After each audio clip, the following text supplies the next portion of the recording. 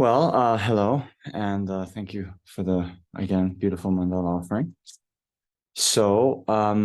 I see a few new faces, so welcome. Um, my name is Tenzin Namjong. So if we haven't met before, hello. I think some of you know, but I'm here at Seta Monastery in South India, and we have had a power outage. So we have like half of the lights on battery backup, and then these lights aren't. Um, anyway, I have a full charge on my computer, and our Wi-Fi is on. Oh, wow! Look at that. You see that? The power just came back on. It's been gone for more than 12 hours. And here, look at the merit. So that's good. It's very, very auspicious, actually. Wow. Um, okay. I was about to introduce all these contingency plans, but let's hope the power stays on. Okay. So, hmm. Um, welcome to the second module of the Introduction to Tantra in the Discovering Buddhism program. So those of you who I didn't see last week, then I hope you have gone over the last lecture. I think those are going to be available. You can watch the video if you can't make it on time. And well, whether or not you watched the last video, you'll know that at the beginning of the teaching, then we always set a positive motivation, as positive as we can. So later we'll go over this in more detail, but for now, please think that the purpose of my life is to benefit all sentient beings. And in particular, in order to benefit sentient beings in the most effective way, I must first achieve the state of complete enlightenment, because then and only then will I have all the skills, qualities, abilities to guide sentient beings most effectively from the oceans of samsaric suffering to the state of complete enlightenment. And therefore, in order to achieve this state of enlightenment, I am going to participate in this lecture here today, so I can learn about all of the practices that will lead me to that state as quickly as possible.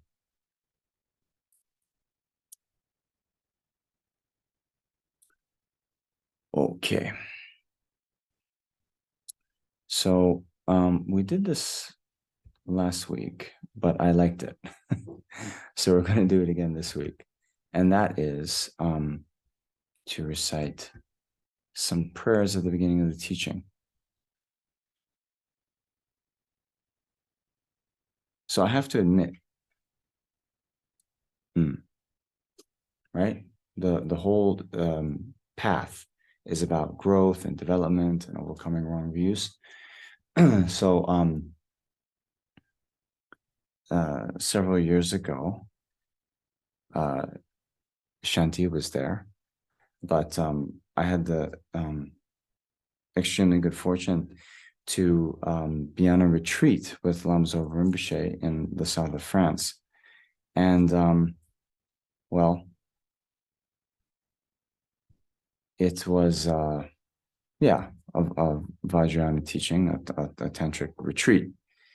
And when Rinpoche, Lam Zopa Rinpoche was giving commentary, before the commentary began, we spent a long time doing these preliminary prayers. And my impatient mind was like, okay, I want the commentary. I want more time for the actual teachings, And if many of you have received teachings from, if some of you have had the extremely good fortune to have received teachings from Lam Zopa Rinpoche, then you'll know his style was well. yeah, let's just say sometimes, if you had an impatient mind like myself, then it could be like, okay, come on, let's get with it. Let's get with it, right? Get with the program, right? But of course, then on further reflection, you can see the reason for spending so much time on the preliminaries um, is because, right, through doing that, you are collecting merit and purifying negativities, right? So even, okay, I'm going to take off the screen share because we're not quite ready. Okay. You'll even remember from Lama Tsongkhapa's own biography, um, at one point he was teaching, and there was thousands of students there. And he was in the middle of a teaching, and at that point, he had a direct sort of vision, or he could see Manjushri, just here, as if it's a form before his own eyes. And Manjushri gave him the advice, okay, stop the teaching and go on retreat. So Lama Tsongkhapa then,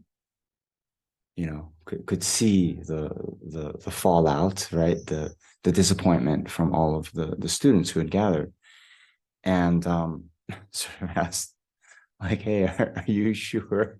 Are you sure this is most beneficial?" Um, can you imagine?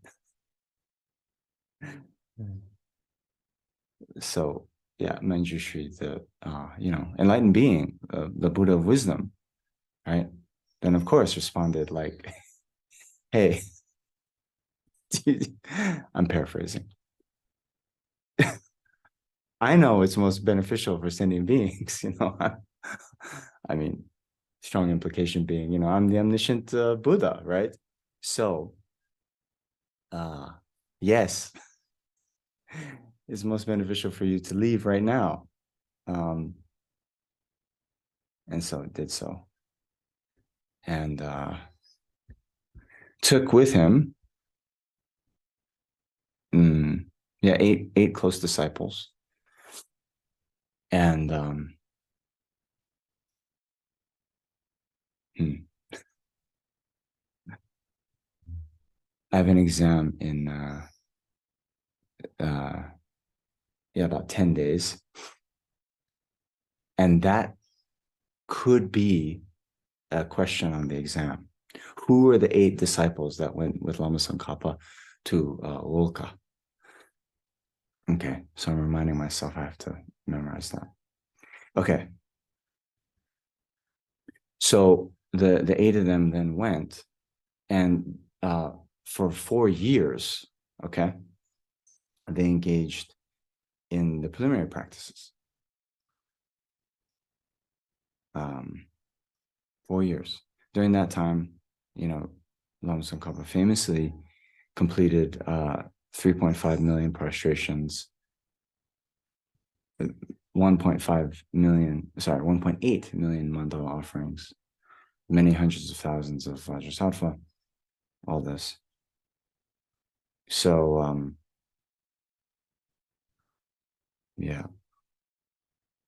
Last week, in the context of the Guru devotion, we also talked about Milarepa, and well, instead of doing those type of preliminaries, his preliminary was to build the tower from Marpa. In other words, yeah, serving his guru. In any case, merit is the cause for success in anything, whether it be worldly, getting success in your business, or especially for your practice. And even Arya Bodhisattvas, right? We know these terms. Yes. Arya Bodhisattva. So Bodhisattva, is someone not yet enlightened, but has generated the mind of uncontrived bodhicitta. Then what makes someone an Arya is they have direct realization of emptiness. Right. So for them, they have uncontrived bodhicitta. They have direct realization of emptiness. One might think, all they would be doing then is just meditating on emptiness the whole time. But no, it's very important for their practice to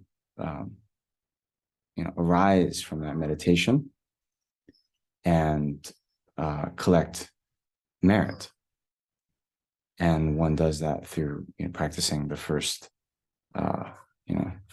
perfection of generosity, ethical discipline, patience, like that. So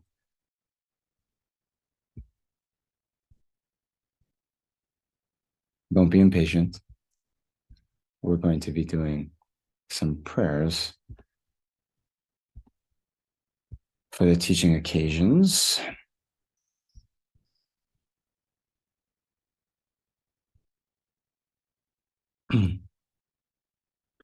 So again, we've already set our motivation. And then before we jump into the teaching, it's very good to visualize in the space around us all the sentient beings. So just like we do in our normal meditation practice, we can also do it in the context of receiving teachings. So visualizing all the sentient beings in the space around us. And then they say, especially the kind of difficult beings, we should visualize them in front of us. So those who kind of get on our nerves, if there is such a person or persons. And then in the space in front of us, we can visualize the Buddha, inseparable from our own guru, surrounded by all the other Buddhas and Bodhisattvas. And then later, it's very good to think, yeah, maybe you can think that you're receiving the teachings from the Buddha. Yeah. I mean, later we'll see this, right? Because we're going to recite the Heart Sutra. Then, it says, then through the power of the Buddha, right? The Venerable Shariputra said this to the Bodhisattva Mahasattva Arya Avalokiteshvara. So much of the Heart Sutra, right, was a conversation between Shariputra and Arya Avalokiteshvara. But yet it's still called the Sutra, right? So some of you might have seen this term before, Chingilapki Ka. Okay, Chingilapki Ka. So Chinlap is blessing, and Ka is like the word of the Buddha. So in general, when we think of a sutra as being the kind of direct teachings from the Buddha, right? This one is actually between Shariputra and Avalokiteshvara. So the point being, when we see in the sutra, then through the power of the Buddha, the Venerable Shariputra asks this, or to the Bodhisattva Mahasattva Arya Avalokiteshvara, how should a son train who wishes to practice activity of the prime perfection of wisdom? Okay, that question was sort of inspired by the Buddha through the blessing of the Buddha, and then the answer also inspired by the Buddha.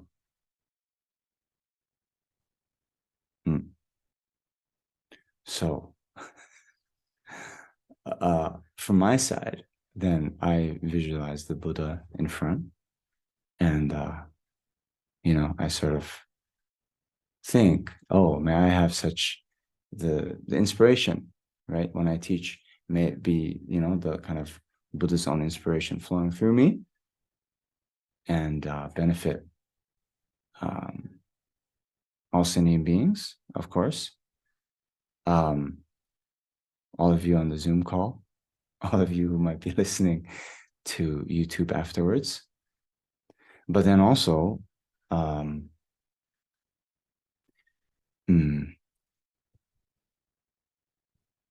Okay.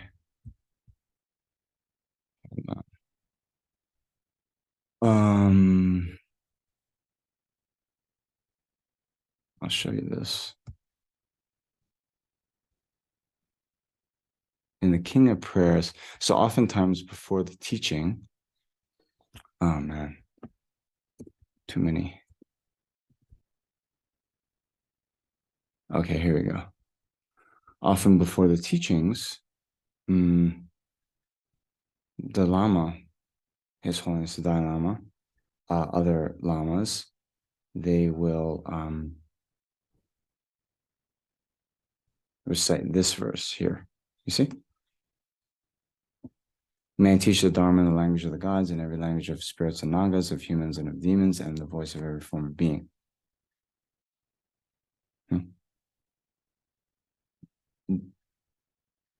Do you know they do this? Well, now you do. So, I'm saying this now. Actually, hopefully,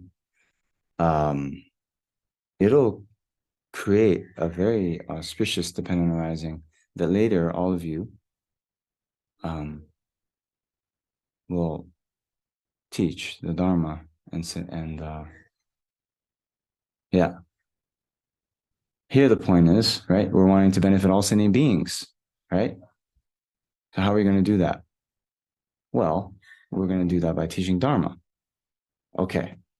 So then the more languages you know, right? As Chandrakirti. Maybe it's Aryadeva, as Chandrakirti. He said, like, okay, in the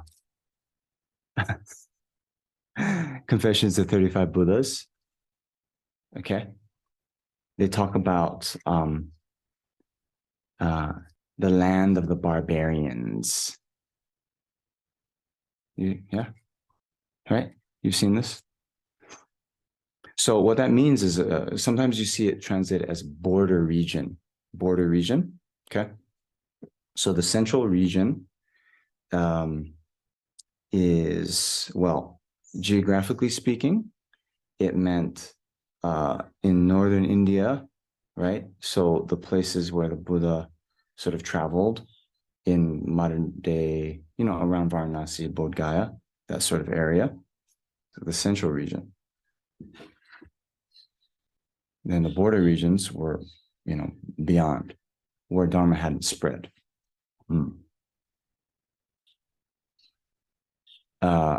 Another way to think of it, right, is from the existence of Dharma.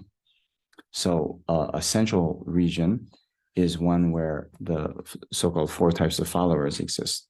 So you have the fully ordained monks, fully ordained nuns, and lay male practitioners and lay female practitioners. So it is said that in such a place, then the Dharma exists. Okay. So those regions beyond, right? Those are called the barbarian regions. The Dharma has not yet spread there. Maybe in some places the Dharma never will, right? So in any case, Chandrakirti said, right?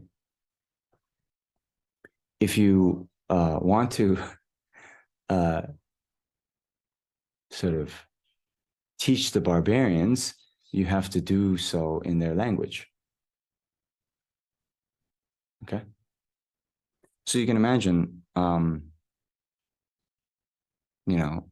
at the time when the Buddha was here in the world, then the Dharma had not yet spread to Tibet, right? So then when Buddhism spread to Tibet, or when it started to, then there's that big project undertaken for the Tibetan Lotsawas to learn Sanskrit, so they could translate all the teachings into Tibetan. And then many of the Indian or the Nalanda scholars, they also learn Tibetan, right? So here now, combined with our aspiration to benefit all sentient beings, right? And then knowing that we have to do so in language they understand, then may I teach the Dharma in the language of the gods, in the language, every language of spirits and nagas, of humans and of demons, and in the voice of every form of being. Right? So then it's said later, right, when you guys give teachings, before you give the teaching, you should also mentally invite all these, spirits, nagas, gods, so forth, to come to this space where you're giving the teaching. And then you think, oh, you're not just giving to the, I don't know, whoever shows up to the Zoom, but you're also giving to the countless sentient beings.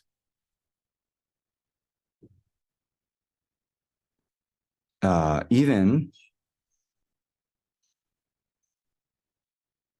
if you're, reciting some prayers at home, you could do this. You're reciting foundation of all good qualities. Just mentally invite all the beings around. Many, many beings. And in so doing, then you're creating very auspicious dependent arising.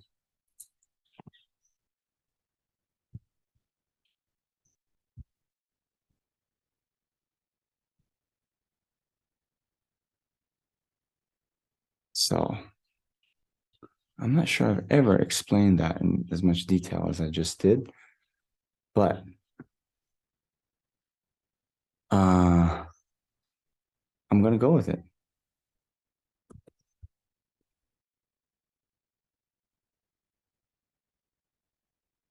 Okay, let's go back. Here we go. All right.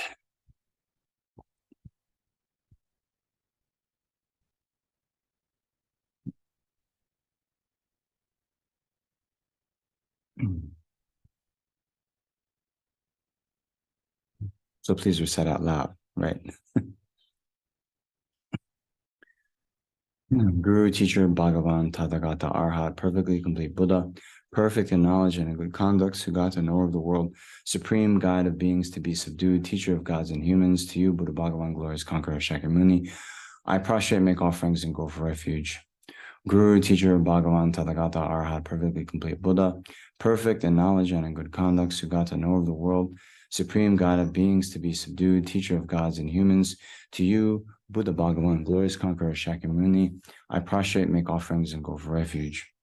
Guru, teacher, Bhagavan, Tathagata, Arhat, perfectly complete Buddha, perfect in knowledge and in good conduct, Sugata, knower of the world, supreme guide of beings to be subdued, teacher of gods and humans, to you, Buddha Bhagavan, glorious conqueror, Shakyamuni, I prostrate, make offerings, and go for refuge.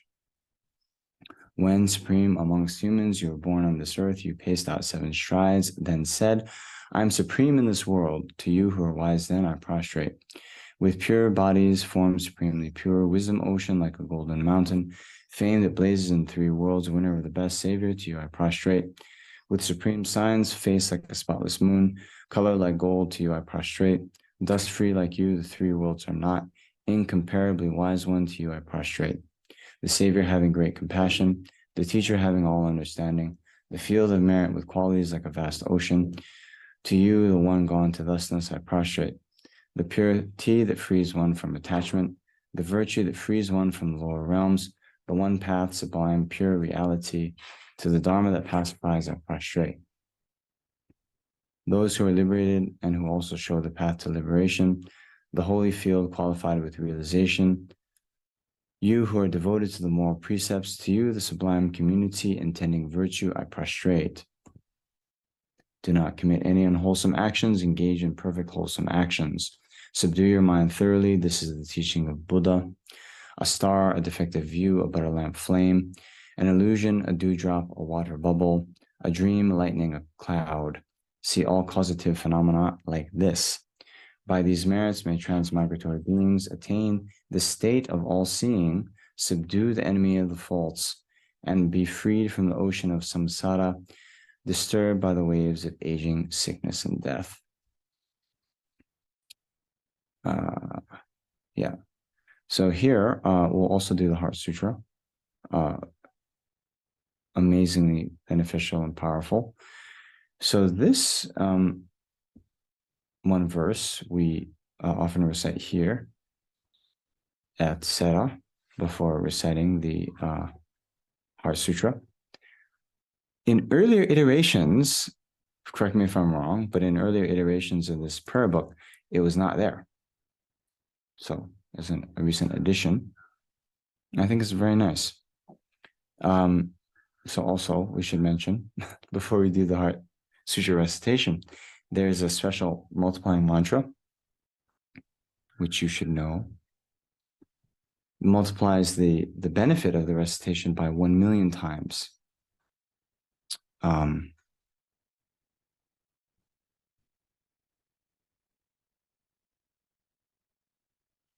Okay. Some things come to me, and this is one thing that came to me. So Lamzo Rinpoche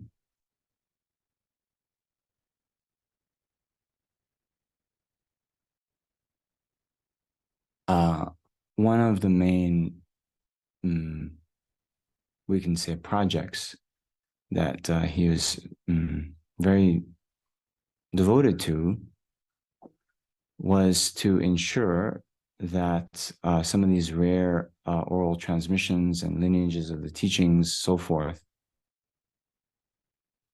would be preserved. So some of you might know, but others might not know. You've heard this, receiving the lung of a certain text. Yes? Okay, thank you. I see just 4 people in my screen. I have you on the right-hand panel. So Dana, thank you. She went like this. I could see that. Then I can explain, and you'll have some new knowledge.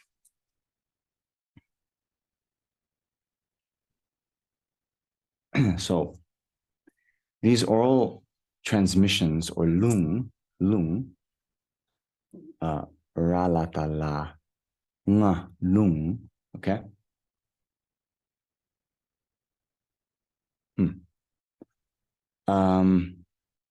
Actually, that's wrong. That's wrong.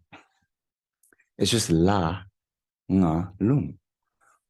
Oh, there should be a shabkyu. Oh my gosh. Anyway.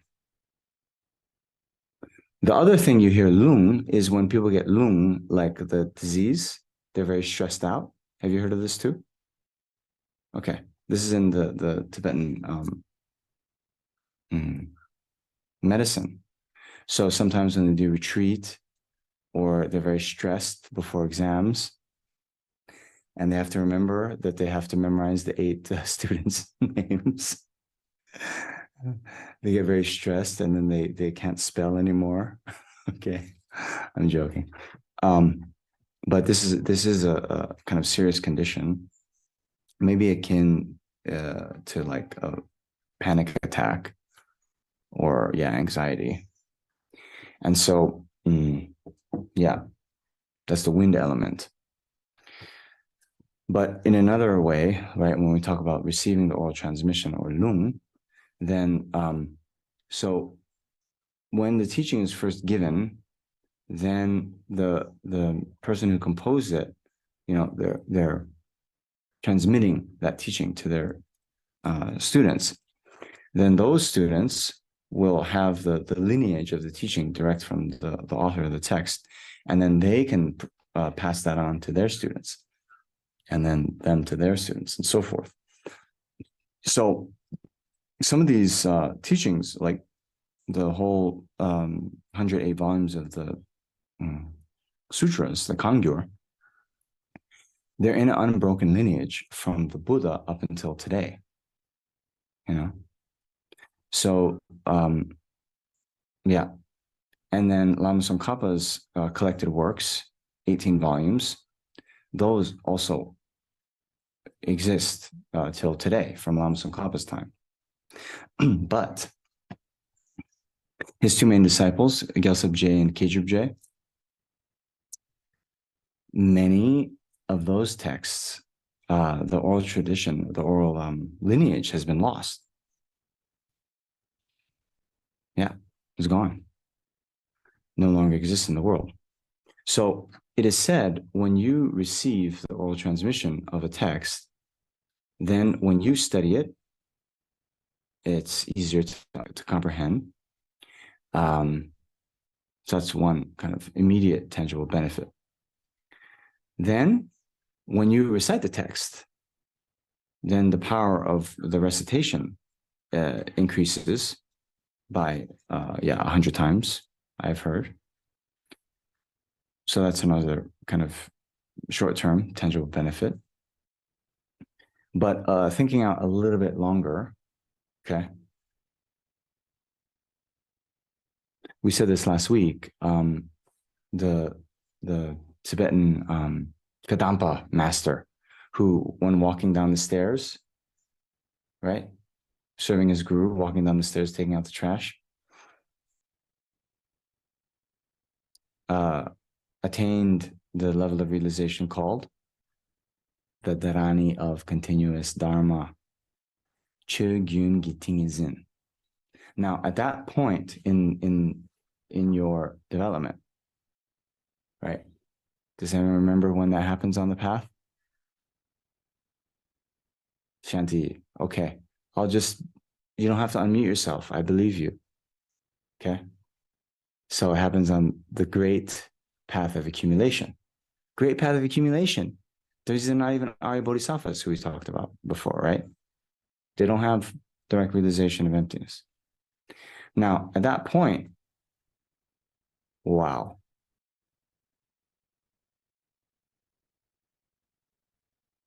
So it is said, if you have a statue of the Buddha in your house,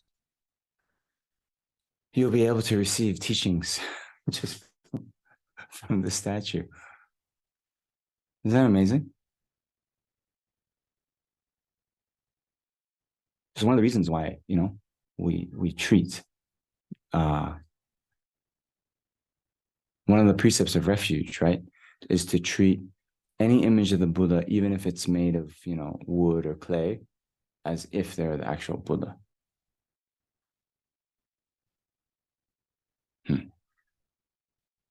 Okay. Now, another benefit you receive. Okay. All of the oral transmissions you would have received from beginningless lifetimes, beginningless samsara, you then are able to remember all of them. What do you think? Wouldn't that be great?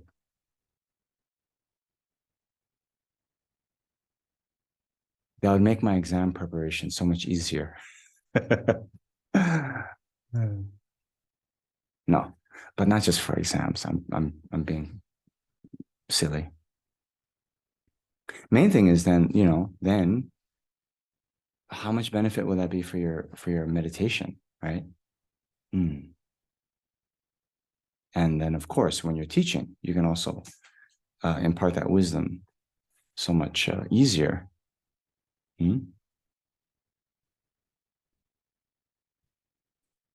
So anyway,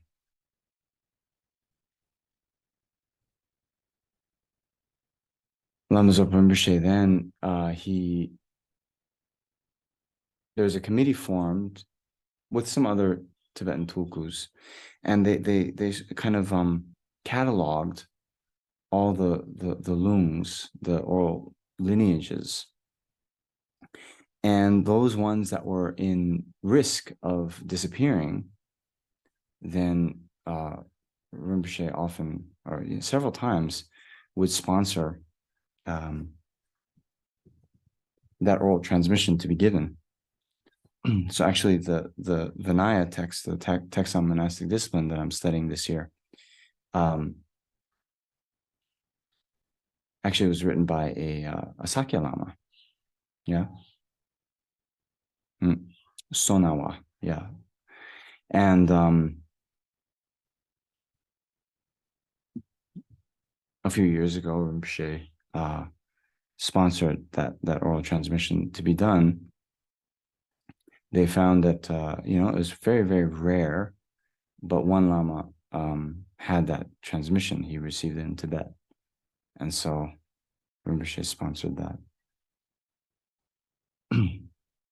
Anyway, now because of the great benefit of receiving these oral transmissions, sorry, to the stop share. Then you'll see, even on YouTube, Rinpoche gave the oral transmission of the Sutra of Golden Light. Yes? You know? And Rinpoche, so he gave them permission for his students, all of us then. He said we could then receive the oral transmission of the sutra then just by, watching this video in the future.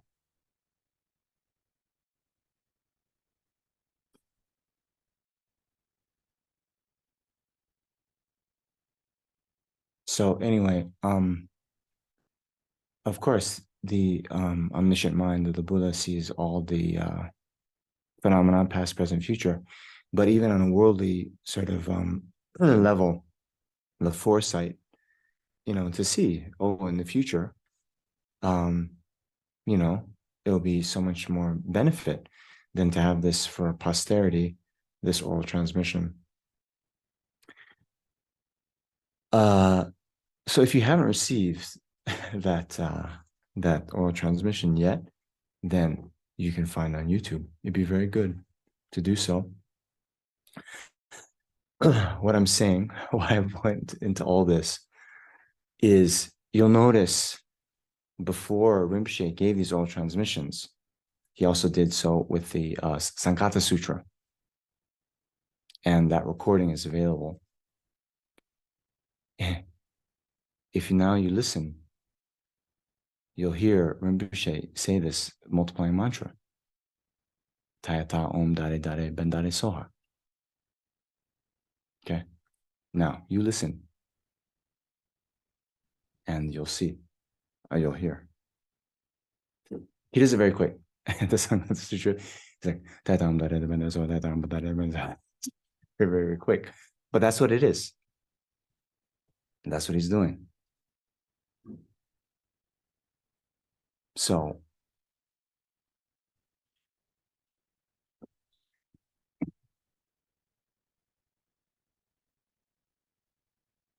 yeah,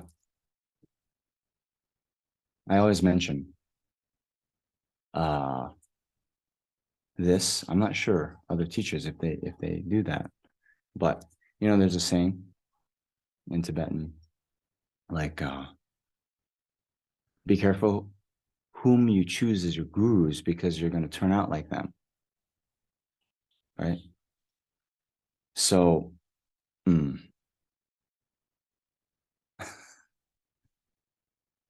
as much as we can, right, we hold our gurus as our examples in how to live life. So anyway, when I notice Rinpoche in his own, when he gave teachings, or even when he was reciting sutras, he would say that mantra. So I'm like, okay, I'm going to do that too.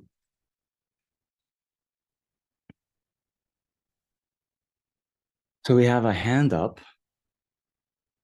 Do you pronounce that Shiel? Yes, Is that right? that is right. Okay. Hi. Can you say Hi. can you say it again, please? I totally missed it. Can you say the mantra again, please? Yes. In fact, I'm going to say it 7 times. Okay. Thank you. Okay, but it actually, Mary Ellen has shared it in the chat. Yes, I see. but I will pronounce it because, you know, see, these Roman letters, yeah, you don't always know how to pronounce just based on that, right? Mhm. So, Tayata, Om, Dare, Dare, Ben Dare. Now, here you see more like Svaha, but the Tibetans say more like Soha. Okay. You guys know this? So, if you don't, yeah, all the mantras you'll see, maybe I shouldn't say all, but many of them that you'll see, they're in Sanskrit, right? And then when well, first when the language came, or when Buddhism came to Tibet, they actually had to add, I think, 7 letters to the Tibetan alphabet so they could reproduce all the sounds in Sanskrit. But as what happens, right? Um, when when a foreign word is pronounced by people in another place, you know, like the the French pastry, right? Croissant. I'd like a croissant, you know, but you go to France, croissant, croissant. Okay.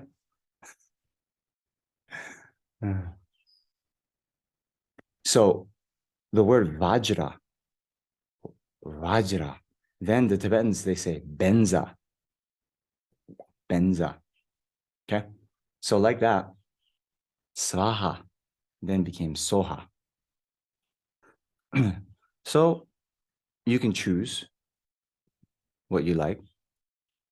In general, you know, Lamso Rinpoche was quite particular, wanted students to do the more precise Sanskrit pronunciations in general. But also there's the very, very famous story of the mother whose son, this is in ancient India. The son was at Nalanda monastery in northern India, and you know the mother was many miles away. At a certain time, there's a famine, and that well, food became so scarce. This the mother then went to her guru, and the guru gave her a transmission of a mantra that uh, enables you to eat and gain nourish from rocks. What do you think? We might have to revive this practice the way we're destroying the earth, right? In any case, the day that the mother received that that transmission from the guru had a cold, right? So had a very stuffy nose, and therefore was pronouncing it very nasal, right? So I even forget. It's like instead of like a ah, it came more like a oo in the mantra, in the pronunciation. So anyway, later when the son comes back on I don't know if they had summer holidays, but spring break, spring break Nalanda.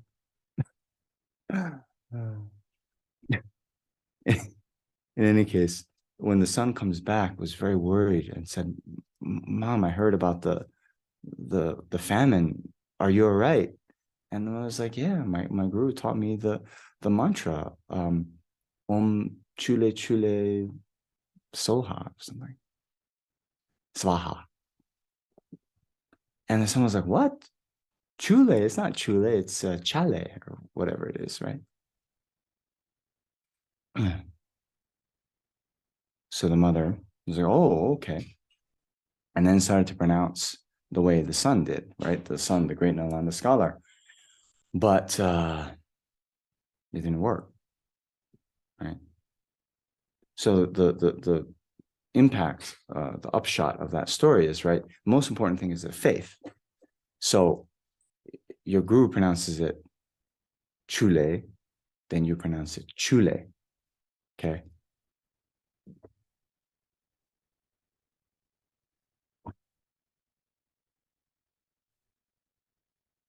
Okay.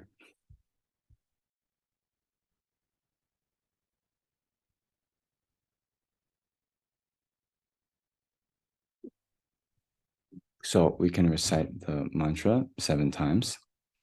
Tayata om dare dare bendare soha. Tayata om dare dare bendare soha. Tayata om dare dare bendare soha. Tayata om dare dare bendare soha. Tayata om dare dare bendare soha. Tayata om dare dare bendare soha. Tayata om dare dare bendare soha. The indescribable, inconceivable, and inexpressible perfection of wisdom, unproduced, unceasing, the nature of space, object of the uniquely knowing transcendental wisdom, the mother of the victorious ones of the 3 times I prostrate. I prostrate to the 3 noble, rare, sublime ones, thus that I hear at one time.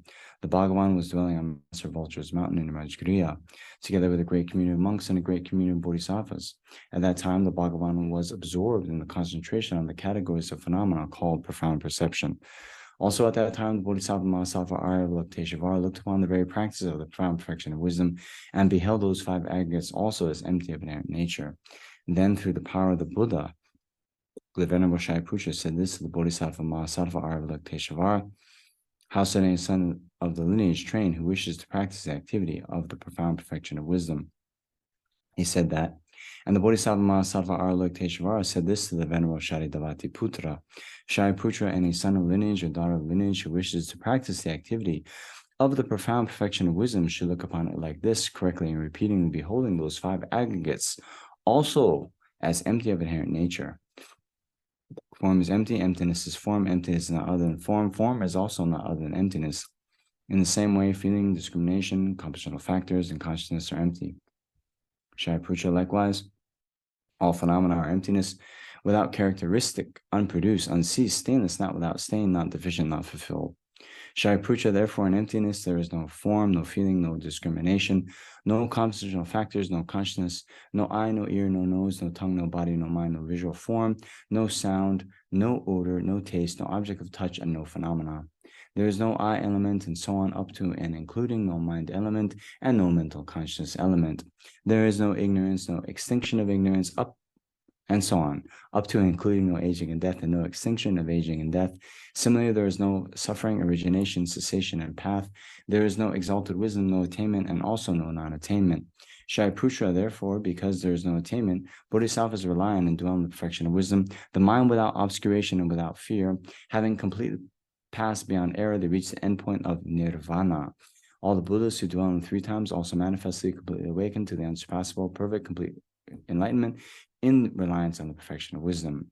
Therefore, the mantra of the perfection of wisdom, the mantra of great knowledge, the unsurpassed mantra, the mantra equal to the unequal, the mantra that thoroughly pacifies all suffering, should be known as truth, since it is not false. The mantra of the perfection of wisdom is declared: Tayata gate gate parasam gate bodhi soha. Shariputra, the Bodhisattva Mahasattva, should train in the profound perfection of wisdom like that. Then the Bhagavan arose from that concentration and commended the Bodhisattva Mahasattva Avalokiteshvara, saying, well said, son of lineage, it is like that. It is like that. One should practice the profound perfection of wisdom, just as you've indicated, even the Tathagatas rejoice. The Bhagavan, having thus spoken, the Venerable Sharidavati Putra, the Bodhisattva Mahasattva Avalokiteshvara, and those surrounding in their entirety, along with the world of gods, humans, asuras, and Gandhavas, were overjoyed and highly praised that spoken by the Bhagavan. Why don't we also do this extensive dispelling of hindrances? I and all surrounding sentient beings take refuge in the Buddha, take refuge in the Dharma, take refuge in the Sangha. We prostrate to the Great Mother Prajnaparamita, surrounded by her children, the assemblies of the Buddhas and Bodhisattvas of the 10 directions. In dependence on my prostrations to all of you, may these words of truth be actualized. In the past, the Deva King Indra, Dispel the Mars by reflecting on the profound meaning of the wisdom gone beyond and reciting the profound words in daily recitation. In that same way, I also reflect on the profound meaning of the Great Mother Prajnaparamita and recite the profound words in daily recitation. May all diseases, spirit possession, bad conditions, all negative directions, that which happens due to past karma and immediate conditions be dispelled. May they become non-existent. May they be pacified. You can also do this. From the Holy Supreme Realm of Kichara, you who possess power of clairvoyance and magical emanation, look after practitioner like a mother looks after her children. To the host of the Dakinis of the three abodes, I prostrate. Akasam marasa shasadara samaraepe akasam.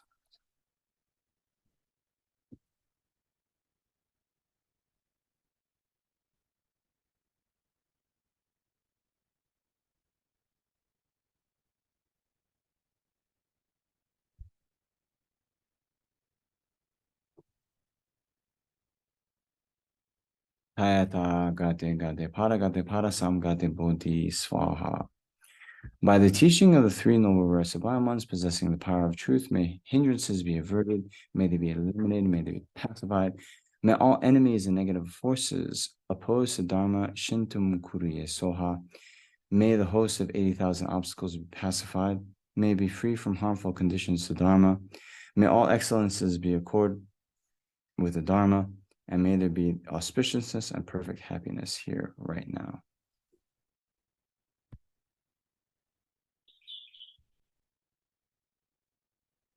Okay.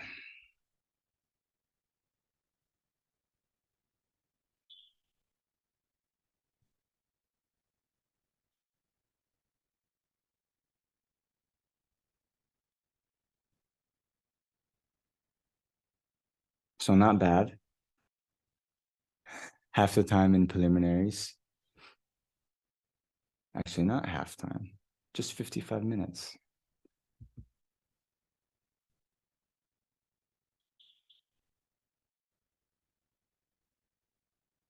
All right. So here we get to the title page. As I mentioned, Discovering Buddhism has 14 modules, 13 of which have these kinds of lectures. The 14th is a practice module, and hosted by, it's a team effort. So the great,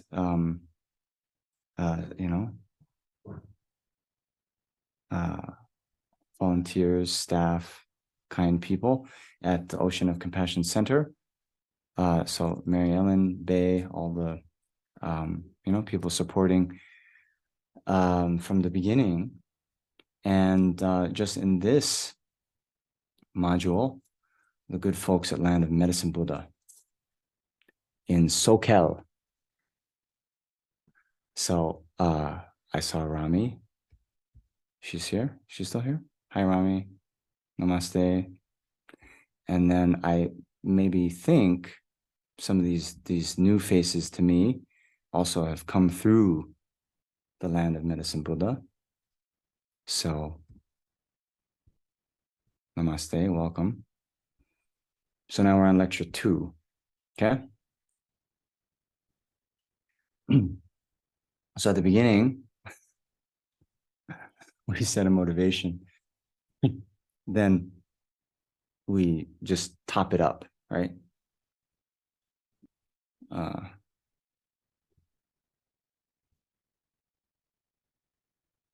It's kind of nice. Some of you who don't know me, I like coffee, okay?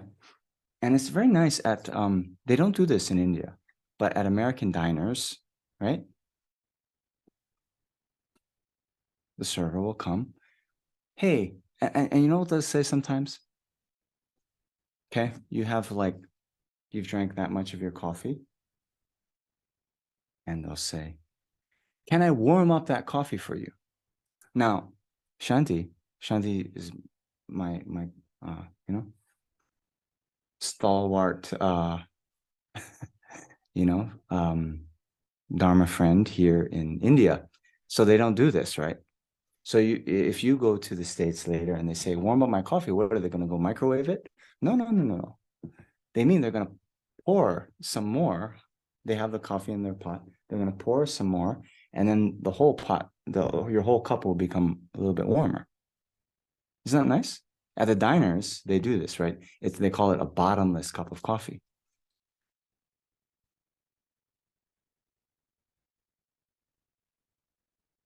Now, they don't do this at your like upscale places, right? But that's nice. Warming up your cup of coffee. So here we had the motivation at the beginning, and now we're going to just warm up that motivation by pouring a little extra bodhicitta on it. Okay? Right? So here, this is a stanza from the 37 Practices of Bodhisattvas by Tokme Sangbo. Seeing even hearers and solitary realizers who accomplish only their own good, strive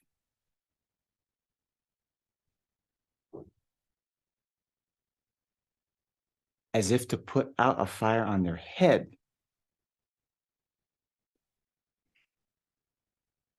for the sake of all beings, make enthusiastic effort, the source of all good qualities. This is the practice of bodhisattvas. So I love the stanza. I love the imagery, right? So this imagery,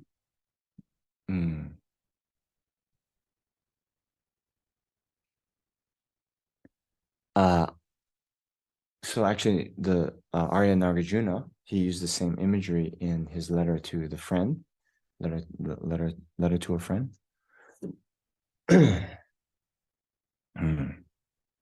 So here we have to understand this.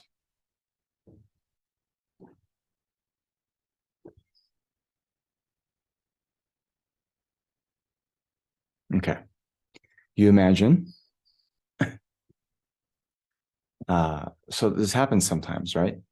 Like we're a bit unaware, and even our arm might come into contact with like a pot of boiling water when we're cooking or something, and then it's so instinctive, we jump off, jump out of our seats almost when we touch something hot. It's like a automatic reflex, right?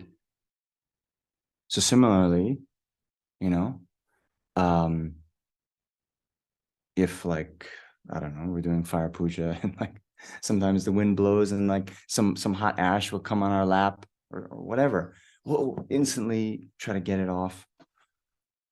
So here too, we can imagine if our hair caught on fire or something, well, a little bit easier for some of you with longer hair, but if it caught on fire, then we would immediately, without thinking to do anything else, try to put that out. Okay. Okay.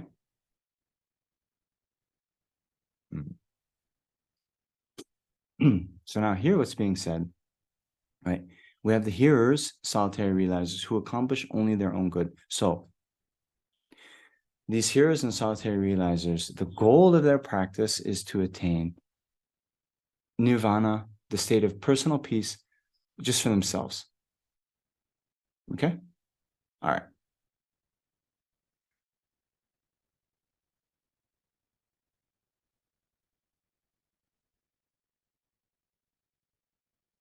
Okay. So the type of effort they're putting in is just like that, right? Thinking of nothing else, right? The most important thing, the kind of most urgent, most important, not thinking about doing anything else, is to strive for their goal. The outcome of their goal, if they're successful, one sentient being themselves is going to gain nirvana. Okay. So if for the sake of one sentient being gaining nirvana, they are striving with that effort as if to extinguish a fire on their head. Okay.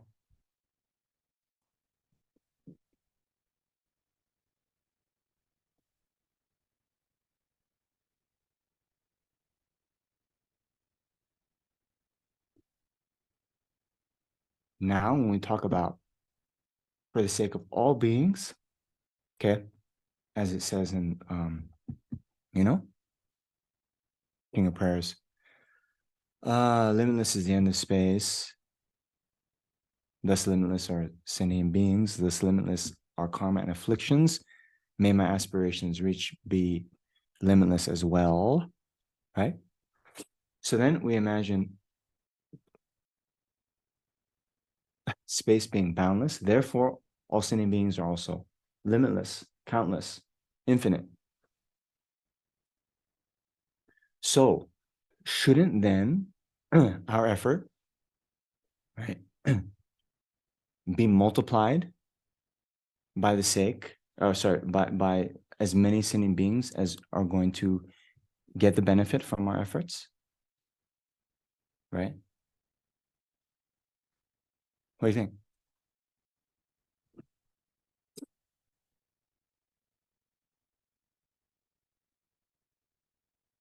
I think so.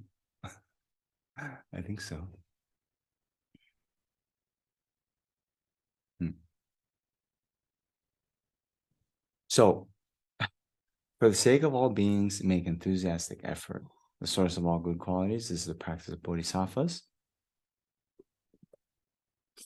So, this enthusiastic effort, essence of which is to have, joy in our virtuous practices. Joy in our virtuous practices. Okay, how does that come? Well, what Shantideva explains in the Bodhisattva Charyavatara, right? We see the benefits, right? We see the benefits. So, and this we understand even in kind of our worldly pursuits. Oh, why are we putting so much effort? Why don't we just, go on vacation, or take it easy? And then we see that the efforts we have is going to bring effects, right? You can't have the effect without having the cause, having created the cause. And when we see the great effect of what our practice is going to bring,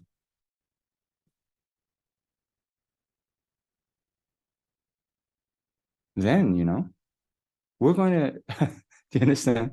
When we become enlightened, we're going to, the very first day, we're going to liberate countless beings from oceans of samsaric suffering and lead them to the state of nirvana. Okay, that's first day. Might take a little bit longer to lead them to enlightenment, right?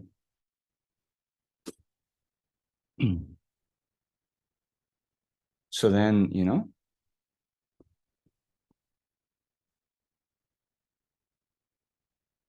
for that goal, bearing a bit of hardship, right? Doing our required reading. How long would it take you? A couple hours. Okay. Can we can we read something for a couple hours to bring full enlightenment to all sentient beings? Can we go on retreat, for a month, 2 months, 3 months, 3 years, right? All these things.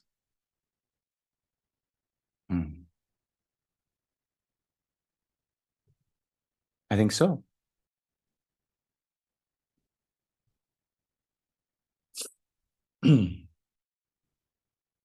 Okay.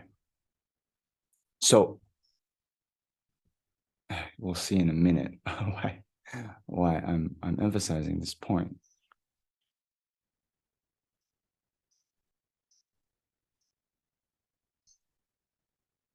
So please have that popped up, your warmed up cup of bodhicitta, okay? During the teaching, during everything.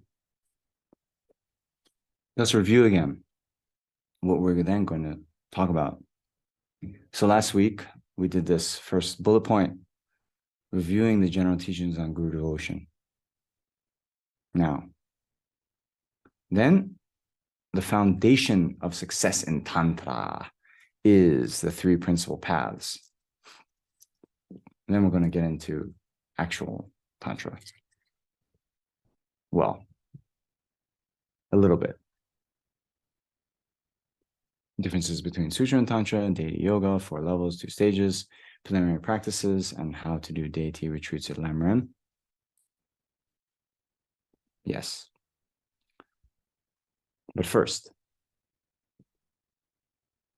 the foundation of success in Tantra is the 3 principal paths. So some of you, I want to say, all of the students who've come through the Ocean of Compassion Center, through these Discovering Buddhism modules there, will have memorized the foundation of all good qualities. Is that right? Mariana, I like the confidence. She's like, yes. Now, mind you, Mariana, I didn't say, did you memorize it? I said, all the students who've come through Ocean of Compassion Center will have memorized it. So it's confidence in her fellow students. I think, which module was it? But anyway, in one of the modules, as a homework assignment, then yeah, I had strongly encouraged all students to memorize it. It's very nice. In any case, when I have become a suitable vessel by training in the common path, please bless me to immediately enter the holy gateway of the fortunate beings, the supreme of all vehicles, the Vajrayana. So here Lama Tsongkhapa is,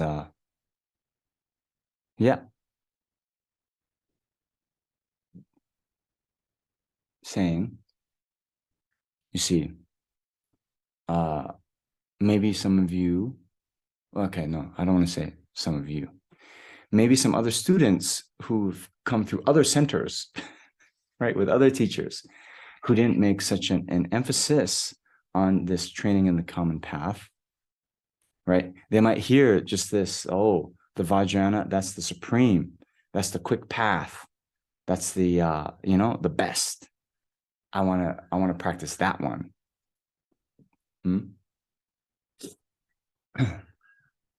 So that is true, but you see, without having first done this, right? Becoming a suitable vessel by training in the common path, right? Then, the groundwork isn't laid out. And then, you're not a suitable vessel for training in the Vajrayana. And then your practices will not be successful. Okay. So then, can we guess what the common path is?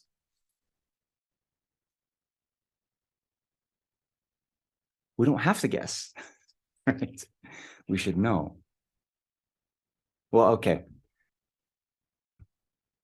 We could make a quite educated guess by just seeing this slide and looking at the title. Foundation of success in Tantra is the 3 principal paths. So then, if I were to ask you, what does it mean by the common path? Then, even if you knew nothing about Dharma, but you could be a little bit like, hey, I see path. I see path. You'd raise your hand and say, hey, I think the three principal paths is the common path. And then I would say, yes, you're right. You're so learned in Dharma.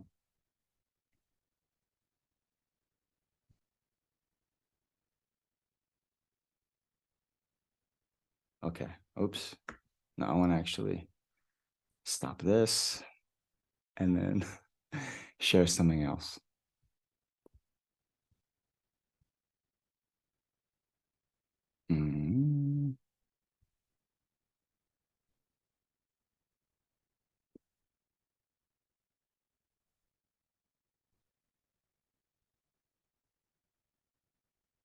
Okay. Can you see this? Yes? No? Make it bigger. Oops. Ooh, not that big. How's that? That okay? Mazel.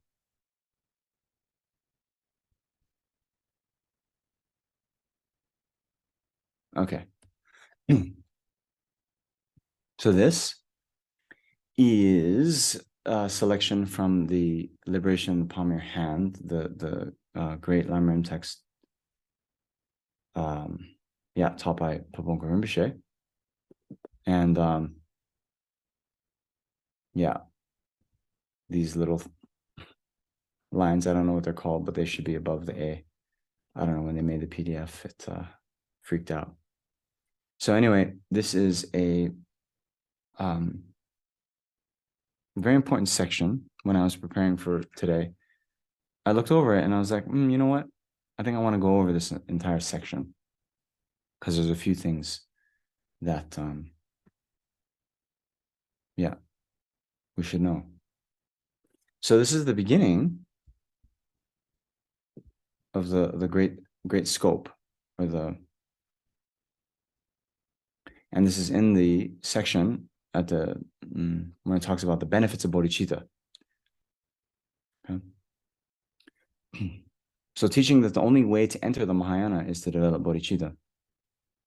The thing that determines whether you have joined the ranks of Mahayana is whether you have developed bodhicitta in your mind stream. J. Tsongkhapa said, "It is not enough that the Dharma be Mahayana. The person must also belong to the Mahayana. You become a Mahayanist by having bodhicitta. If you merely understand bodhicitta, you are not much of a Mahayanist."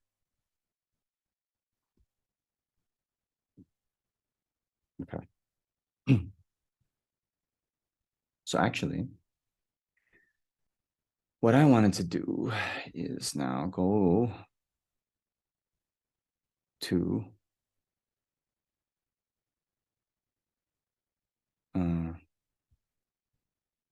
the place where Lama Tsongkhapa actually talks about this. Because now, I'm not being, I hope I'm not being overly critical, but some places, and I've mentioned this before, with a mind of love and compassion, but sometimes in the Liberation of the Palm of Your Hand translation,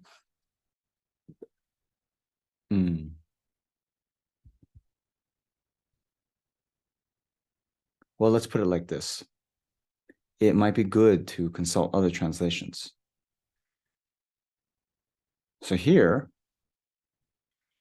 it is not sufficient that the teaching be a Mahayana teaching. It is crucial that the person be a Mahayana practitioner. Furthermore, functioning as a Mahayana practitioner depends solely on realizing the spirit of enlightenment, bodhicitta. Hence, if you only have an intellectual understanding of this spirit, then you likewise have only an intellectual understanding of what it means to be a Mahayana practitioner. If the spirit is completely perfect, then the Mahayana practitioner is genuine. So strive for this.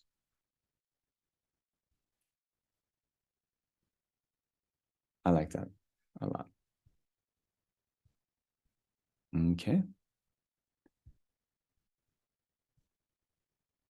So let's go back.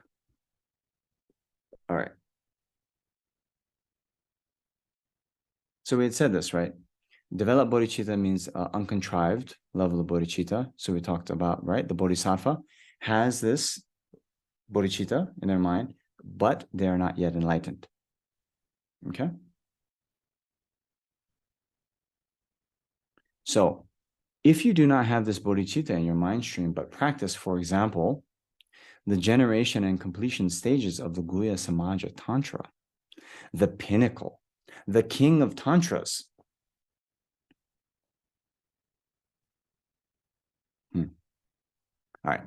Apart from such a practice not becoming a cause for your enlightenment, you would not even be able to embark on the Mahayana path of accumulation. Aside from this, such a practice would not even become a Mahayana Dharma. Okay, so let me say a few things here.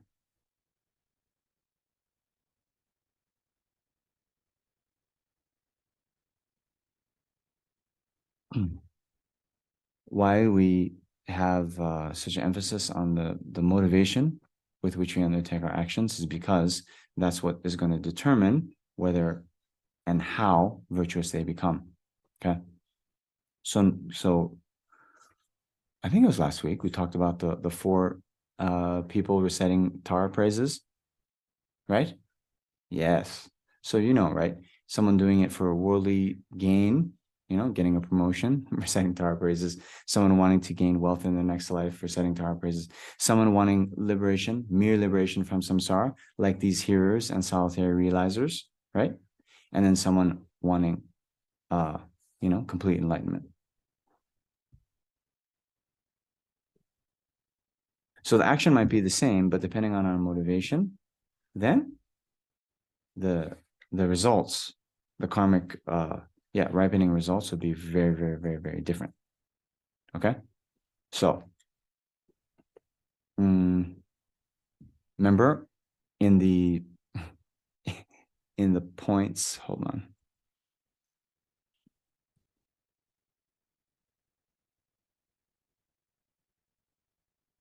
In the topics covered in module 13, I'm going to go back to the,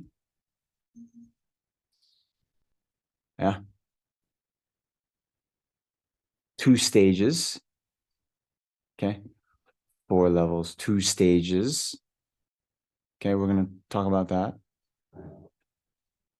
But these 2 stages are this: generation and completion stages.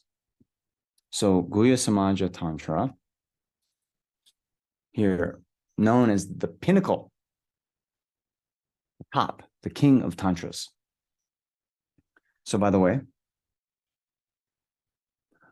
I just said what determines whether the teachings are existing, whether it's a central land. Yeah, what was it? The presence of the 4 types of practitioner: fully ordained monks, fully ordained nuns, lay male practitioners, lay female practitioners. Now that's, we can say if the sutra teachings exist in a place. Now, what determines whether the Vajrayana, the Tantra teachings, are in a certain land?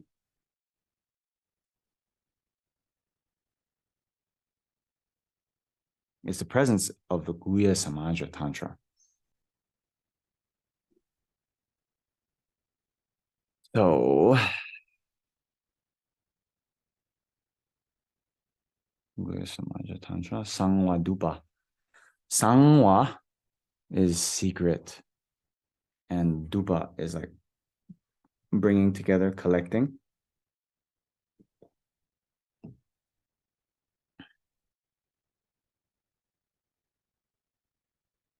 So in our objectives, right, we had the 4 levels, 4 levels, 2 stages. So the 4 levels,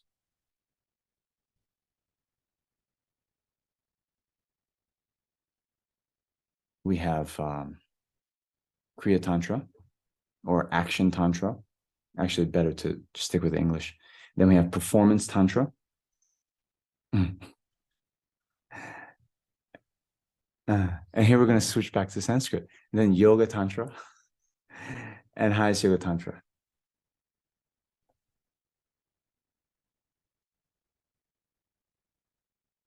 So in general, even in the tantric teachings, there are these 4 types. And yeah, next week we'll get into their differentiation. Anyway, point is, highest yoga tantra, the best, just like that, right? The best. Guhya Samaja is one of them. Okay. So of Lama Tsongkhapa's own writings, You remember how many volumes in his collected works? I just said earlier, this lecture, 18 volumes. Okay. So of that, the topic that he devoted the most pages to was the Guhya Samaja Tantra. Okay.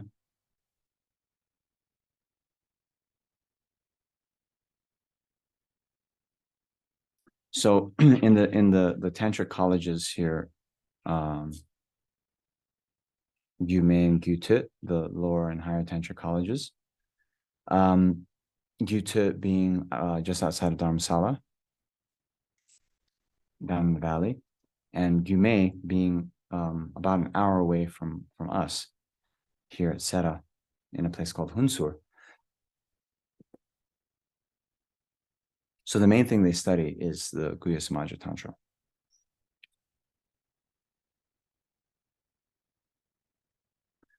Now, within that, yeah, there's all this explanation of how to do the generation and completion stages. It's, very profound. But the point is here, if you don't have bodhicitta, even you practice all of these profound, teachings, without that being conjoined with bodhicitta, it's not going to become a cause for your enlightenment. You would not be able to embark on the Mahayana path of accumulation. So you should know, when does someone enter the Mahayana path of accumulation? When they have uncontrolled bodhicitta. Then forget about becoming a bodhisattva on the path of accumulation. Your practice won't even become a Mahayana dharma. Okay. But if you have bodhicitta, even saying a single Om Mani Padme Hum,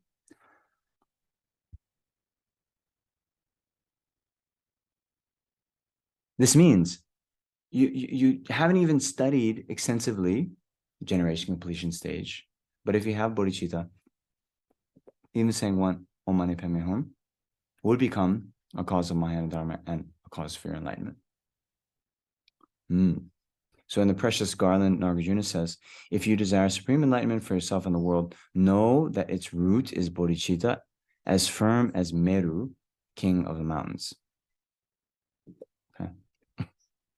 If you do not have this mind, bodhicitta, your meditations on the generation stage of the secret tantras are like staring at the spectacle of a deity's mansion in the mandala. Okay. So,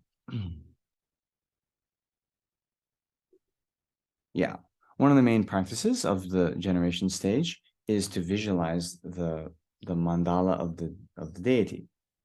So you'll see, many tankas. Sometimes they make sand mandalas, right? So these are like the two-dimensional representation of what is actually something that's in 3D, the deity's mansion. So,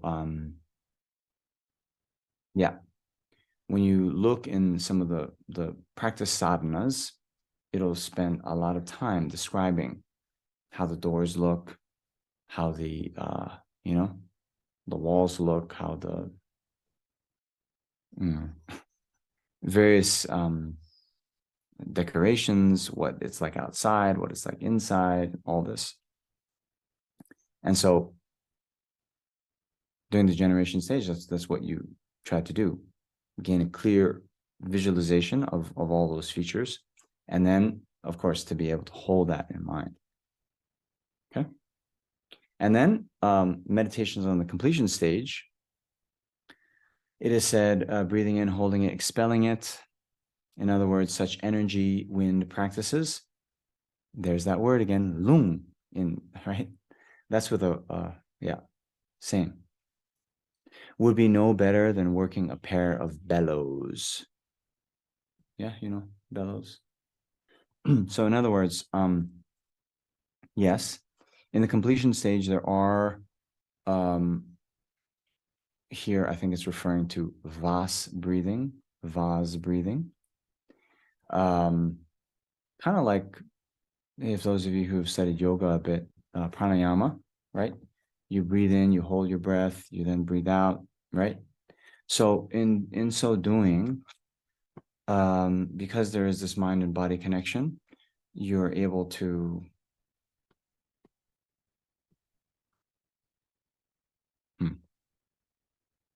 yeah, we can say this.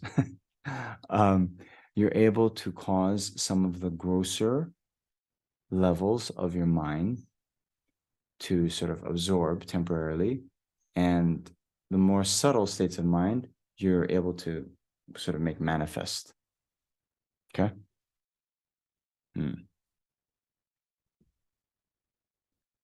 Now, if you don't have bodhicitta, you can maybe even get some success in those kind of pranayama type practices, but it's not going to lead to enlightenment, right? The unique rapidity of the secret tantras is due to the fact that they increase one's bodhicitta so very much. Chankyararopa Dorje said this in praise. So, Chankyararopa Dorje,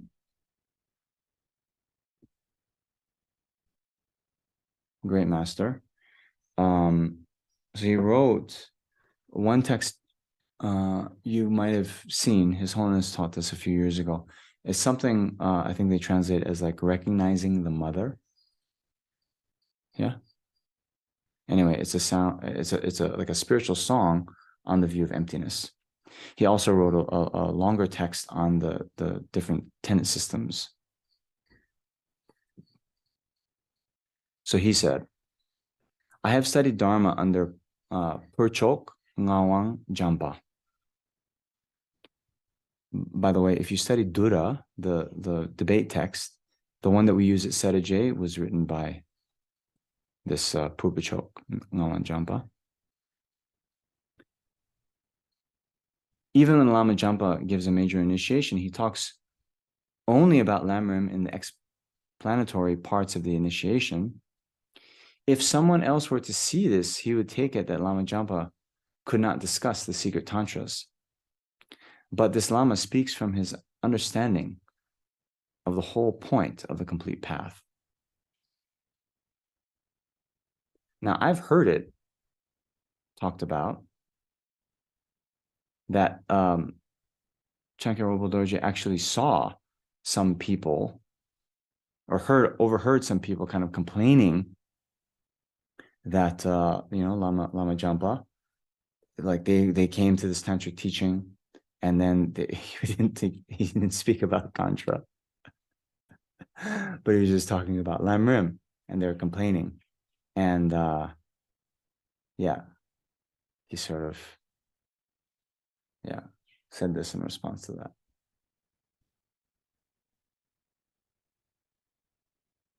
A yogi in the Hevajra Tantra who had no bodhicitta achieved the state of a stream enter. Atisha was astonished to hear the story and said, blame it on his not having bodhicitta. People who have meditated on Hevajra can even go to hell. Okay, so a bit of context. Hevajra is one of the other tantras found in that highest yoga tantra set, right? Now, when I heard one of my gurus, Demalocho Rinpoche, once when he was giving an initiation, he brought this up. And he said, when Atisha heard this story, Atisha said, Aka. Okay. So in Tibetan, right, it's kind of like oh no, what a shame, right? Aka, c'est dommage, right? So it's amazing. All right, I'll tell you about this, right? That yogi had done relatively well, for there are many more people reciting mantras of wrathful deities while lacking bodhicitta that were reborn as malevolent spirits or in hell. Okay. There's a story about the local deity of Chu Shur. He was formerly a person who did major retreats, but later took rebirth as a local god. If the Hevajra yogi who had achieved the level of stream enter had bodhicitta, he would have been enlightened in that very lifetime. Instead, he achieved the Hinayana result and not a single cause to become enlightened. His lack of bodhicitta was to blame. Okay, so this is something, yeah, we should understand. So stream enter, we know what that is? Maybe not. So a stream enter is someone, they've entered the hearer path. Okay. So they've set, just like to enter the Mahayana path, we need uncontrived bodhicitta. They have uncontrived renunciation. And they've set as their goal to attain personal liberation from samsara, just from themselves. When you have that uncontrived, then you enter the hearer path of accumulation. Okay. So now stream enter is amazing, right? So that comes when you have realized emptiness directly. Okay. So this yogi practice Vajra Tantra, he realizes emptiness directly. But instead of bodhicitta, his motivation is mere wanting to attain personal liberation. Okay. So, see, if this Vajra yogi who achieved the level of stream enter had bodhicitta, he would have been enlightened in that very lifetime.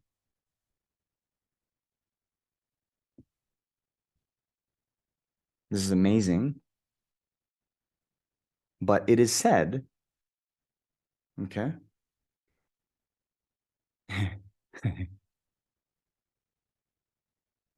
All right. I think we mentioned before, to attain enlightenment on the Sutra path, it takes 3 countless great eons. Why 3 countless great eons? So in general, I mentioned already the path of accumulation. So we have the path of accumulation, path of preparation, path of seeing, path of meditation, path of no more learning. Okay? All right. So 3 countless great eons. Why? Path of accumulation and preparation is 1 countless great eon. When do we attain the path of seeing? When we have direct realization of emptiness. Then it's called the path of seeing because we see directly emptiness. Then path of no more learning is Buddhahood. So we have path of seeing and path of meditation. Those then are divided into the so-called 10 bhumis, 10 bodhisattva grounds. Okay? It takes 1 countless great eon to go from path of seeing, first ground, to the 8th ground. And then 1 more countless great eon for the 3 pure grounds, 8, 9, 10. Okay, you with me? All right.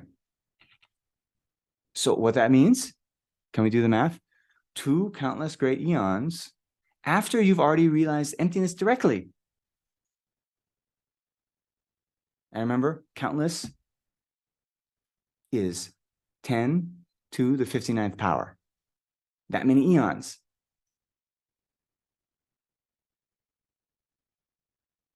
So now, by practicing Tantra, High Soka Tantra, if you if you have direct realization of emptiness, that very lifetime, you'll be enlightened.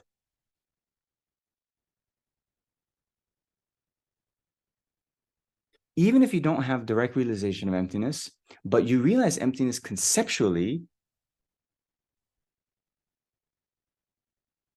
okay. combined with calm abiding and special insight, even on a conceptual level, it's likely, it's very possible you'll achieve enlightenment in that lifetime. At the very least, at the time of death, like Lama Tsongkhapa manifested, instead of going into the bardo as the subtle minds absorb, they'll use, some of you might have heard, the clear light of death. And you'll achieve enlightenment at that point. Okay. Now you can see why Atisha said Aka. It's like, oh man, what a shame.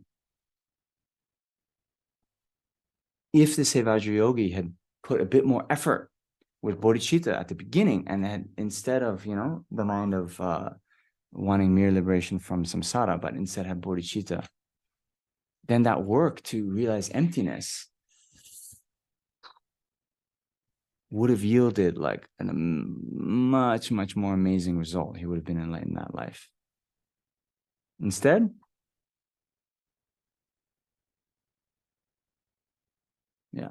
stream enter.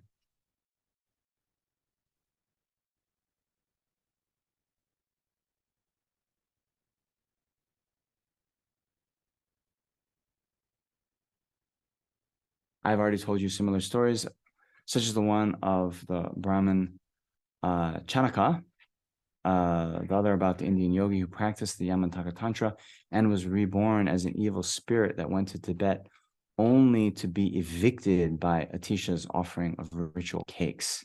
That's the Torma. We also had the story of the yogi of Yamataka Tantra. So Yamataka Tantra is another highest yoga tantra from Pempo, who was reborn as a hungry ghost in the shape of the deity and went to hang around a burnt offering ceremony for the dead that was being held at the home of his former neighbors and benefactors. Okay, so anyway, there are these other stories you'll see in Liberation in the Palm of Your Hand, where these practitioners kind of prematurely went in to do these, tantric retreats, Yamataka retreat, for example. In that, remember I was saying generation stage, you're trying to visualize the deity, you're trying to visualize the mandala. So this one of the yogi, since he was just concentrating on his form, you visualize yourself as a deity, he was then reborn as a hungry ghost that had that shape, right? But as we know, the real thing isn't the external appearances, but the internal realization.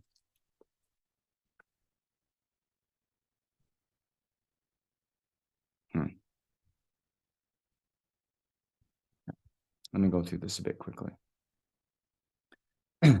These days, most people prize things like the visions of deities, clairvoyance, or miraculous power, but without bodhicitta, you could still go to lower realms. And any clairvoyance such as having such powers would be of no benefit. When you have this bodhicitta mind, you may not make much effort in other things, but you will have the very root of the Mahayana Dharma. Any topic, be it Sutra or Tantra, is Mahayana or not, depending on whether you have this mind. If you already have this mind, even giving a ball of barley flour dough to an animal would be a cause for you to gain full enlightenment. This would also apply to everyday activities that are normally neutral in character. Great bodhisattvas can even convert non-virtue into virtue because they do all things in conjunction with bodhicitta. So there is a big caveat here.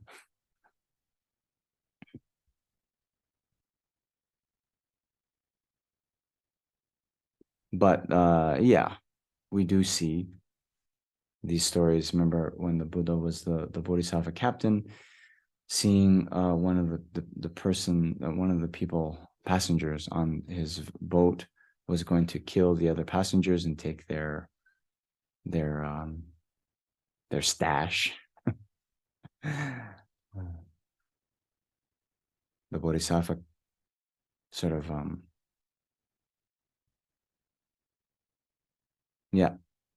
thinking with bodhicitta how much negative karma this person would receive by killing these other 499 passengers, then found that to be a very unbearable, and instead said, okay, I'm going to kill this person so they are prevented from committing those other murders. And even if I then have to be reborn in hell, that's okay. Better me, better I than he.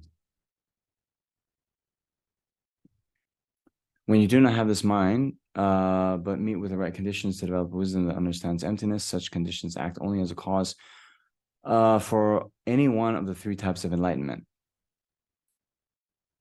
So this is small e enlightenment. So we say, for example, attaining Shravaka arhatship, Pratyeka Buddha arhatship, is a small e enlightenment. So that wisdom is like the mother. But when you have bodhicitta, such conditions act as a cause for your full enlightenment. Bodhicitta is therefore like a father. This is why the former is called mother. So this comes up a lot in the literature, right? So yeah, you can see page 515. Anyway, it's kind of like this. And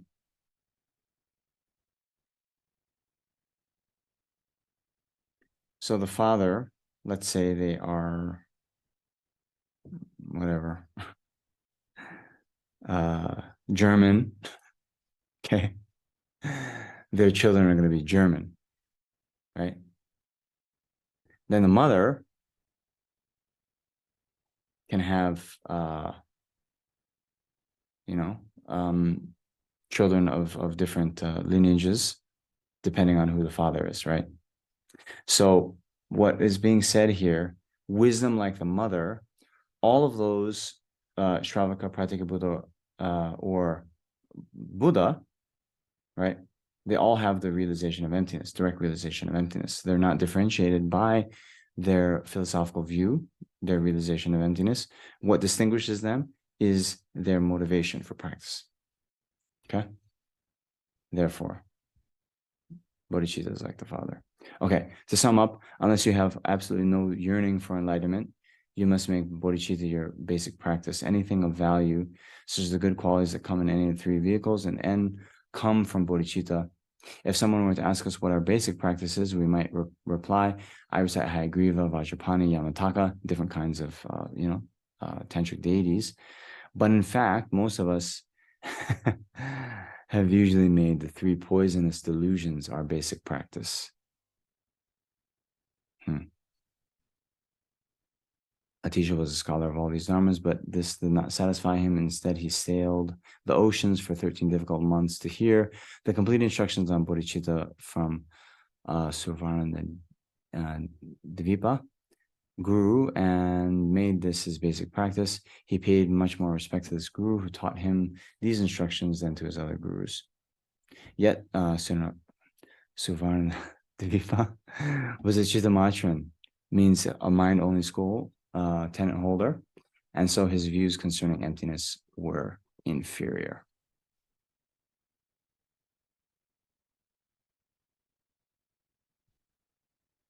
Okay, I'll just finish the section. For these reasons, we must see if we can develop this bodhicitta in our mind streams. There's no better rebirth to use for its development than our present one. There is no single better dharma instruction on training ourselves in bodhicitta than this dharma, the Lam Rim. Given these considerations, it would be a great pity if we did nothing to develop bodhicitta in our mind streams. There are people everywhere who spend their whole lives cultivating the difficult practice of living on pebbles for food. You guys know this? Chulen, you might hear, right? So,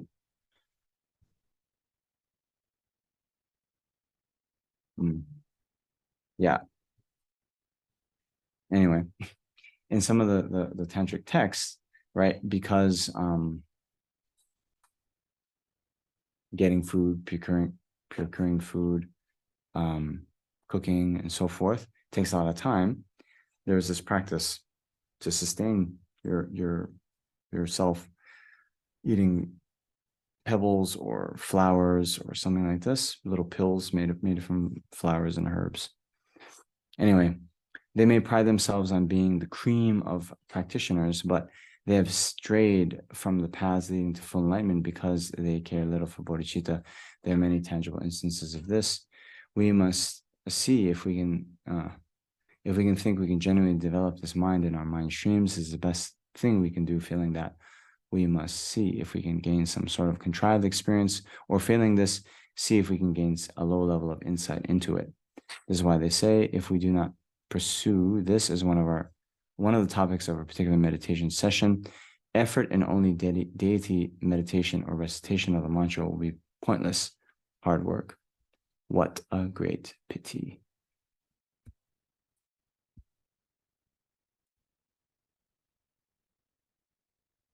Okay.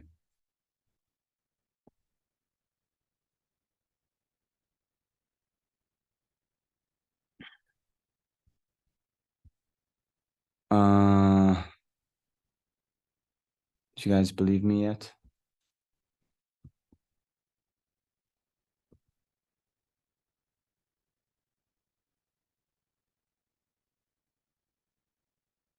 Yes?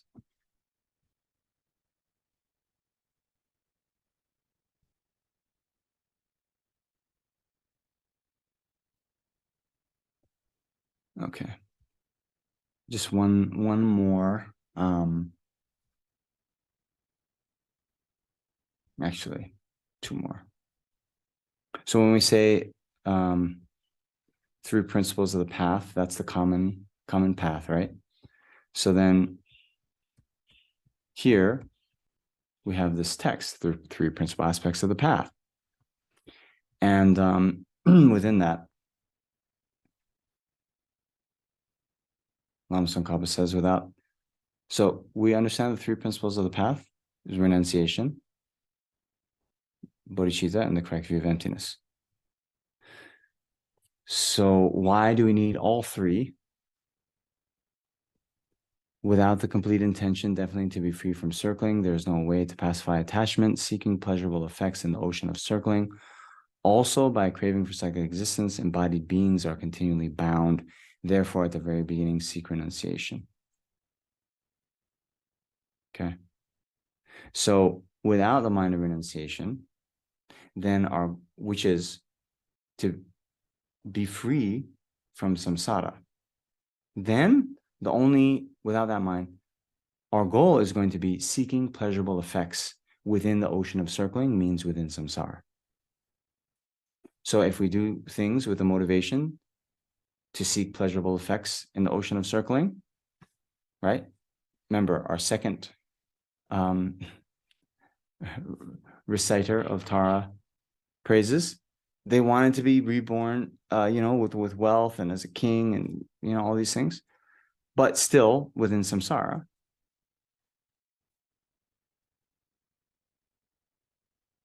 So they'll achieve that goal, but they'll still be in samsara. And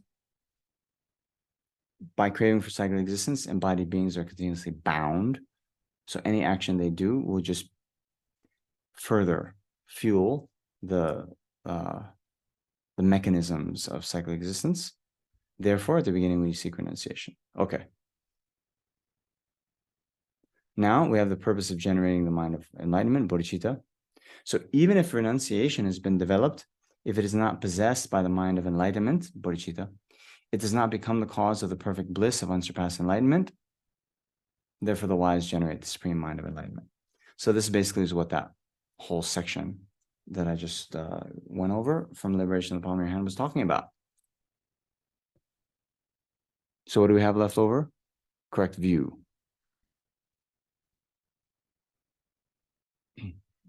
Without the wisdom realizing ultimate reality, even if you have generated renunciation and the mind of enlightenment, you cannot cut the root cause of circling. Therefore, attempt the method to realize dependent arising.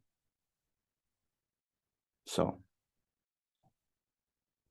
we're just saying that this right view, or the view of emptiness, shunyata, ultimate reality, right?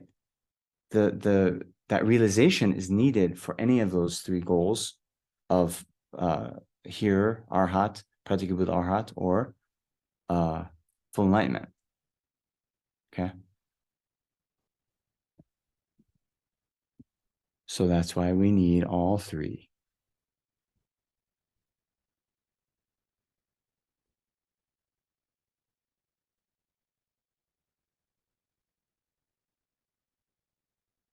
So now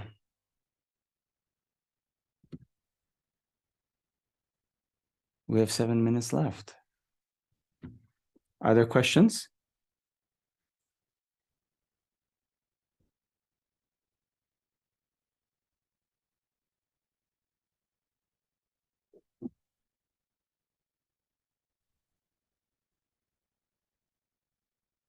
Shanti, followed by Sheel, followed by Rami.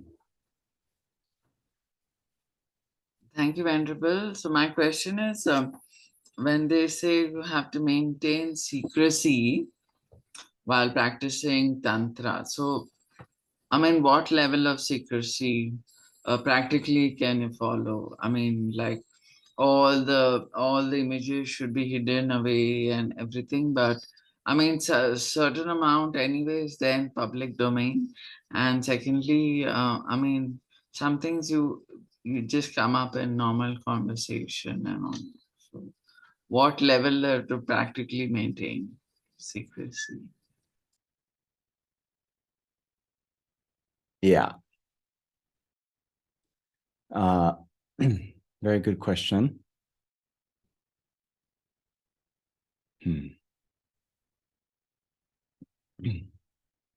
So, okay, in the past, the level of secrecy was so high that, you know, people wouldn't even know that you practice Tantra. There's many stories of the Kanama Geshes and, okay, so the Donka, the vest, after they passed away, they would notice that like sewn inside, they found that like a little representation of a Vajra and a little representation of a bell. Oh, I don't have it here. But sometimes you see on the mala counter, they have those little like counters, and on the end they'll have a Vajra and bell. So they wouldn't know that that person was practicing Vajrayana until they found that after they died. So what that means, probably, if no one knew, if they're invited to give a talk, like, hey, give a talk intro to Tantra, they probably would say, oh, what is Tantra? I don't know anything about Tantra. And, like that. You with me? Hmm.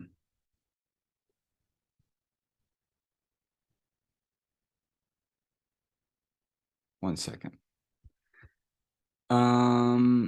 Ooh, kind of out of time, but this is nice.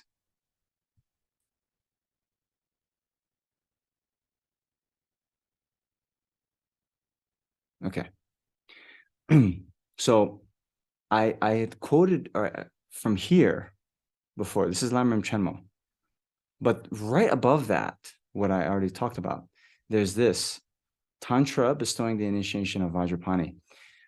So there it says, "O great Bodhisattva Manjushri, this tantric mandala is exceedingly secret, unfathomable, very profound and vast. It is unsuitable to teach it to sinful beings.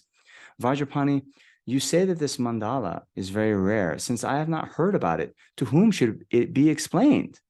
Vajrapani replied, "O Manjushri, once those who have entered meditation on the spirit of enlightenment have attained it, Manjushri, these bodhisattvas who practice the bodhisattva deeds, the door to Tantra, should enter into the tantric mandala of the sublime wisdom initiation. However, those who have not fully attain the spirit of enlightenment should not enter it. They should not even enter and see the mandala. Moreover, do not teach them the gestures and mantras. What do you think?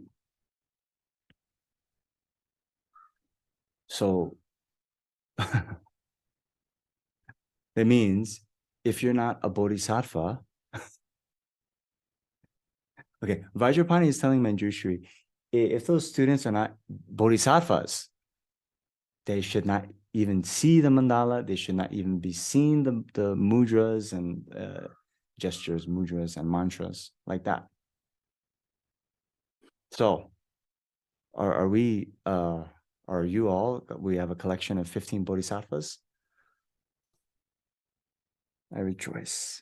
I'm joking. All right. All right. Sorry. I'm taking too much time. Okay. Although this is there in the traditional texts, and it was like that before, so hidden, now in these days, it's become quite open. And so what His Holiness has said is that because there have been a lot of wrong views that have come up, and particularly when you see the deities, you see tankas, right? You go to the temple, you're going to see the tanka. In the past, okay, so here, actually, you can see, I'm going to just switch my camera a little bit. Okay, welcome to I Am My House. So you see, we have a tanka there. That's Lama Tsongkhapa. Okay, we have a tanka here. Oh, where is it? Where is it? It's covered up. Okay. That's how it should be.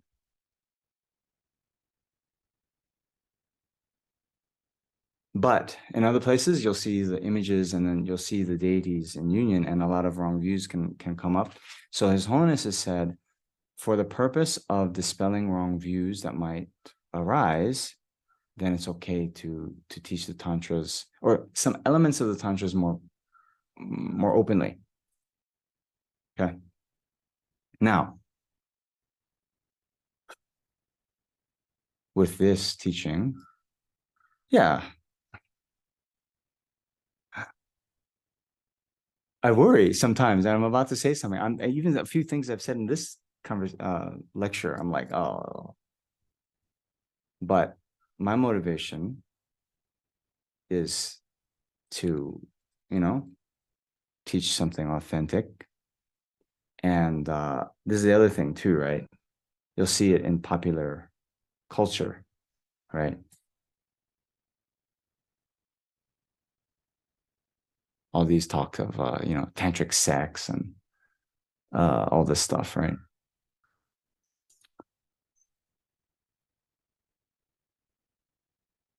Now, practically for you, Shanti, or all of you, your mala that you use in retreat, the one you use in retreat, no one else should see. The images of the deity practice, your yidam, your personal deity, other people should not see. Which deity, you have as your special, yidam, you can talk about it with your teacher, your guru, or very, very select people. But in general, you don't volunteer that information, right?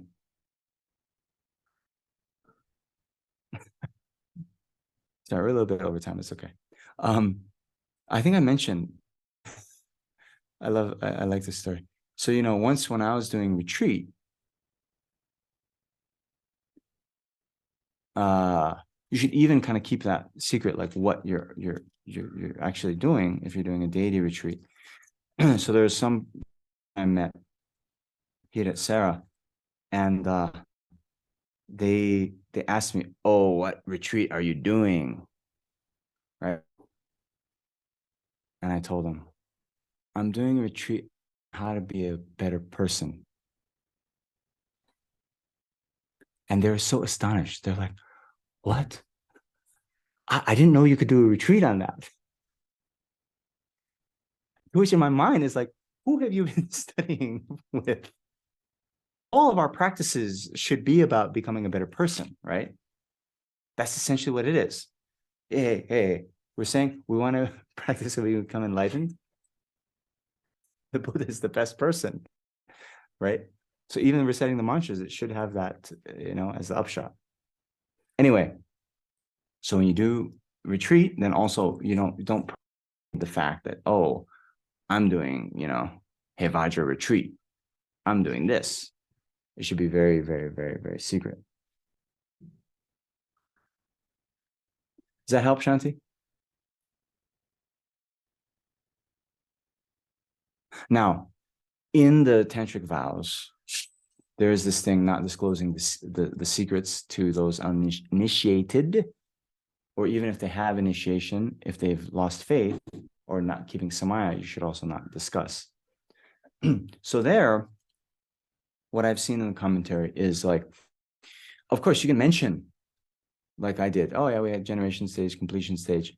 I'm going to give you some idea of it, but to actually describe the practices whereby someone could put it into practice, that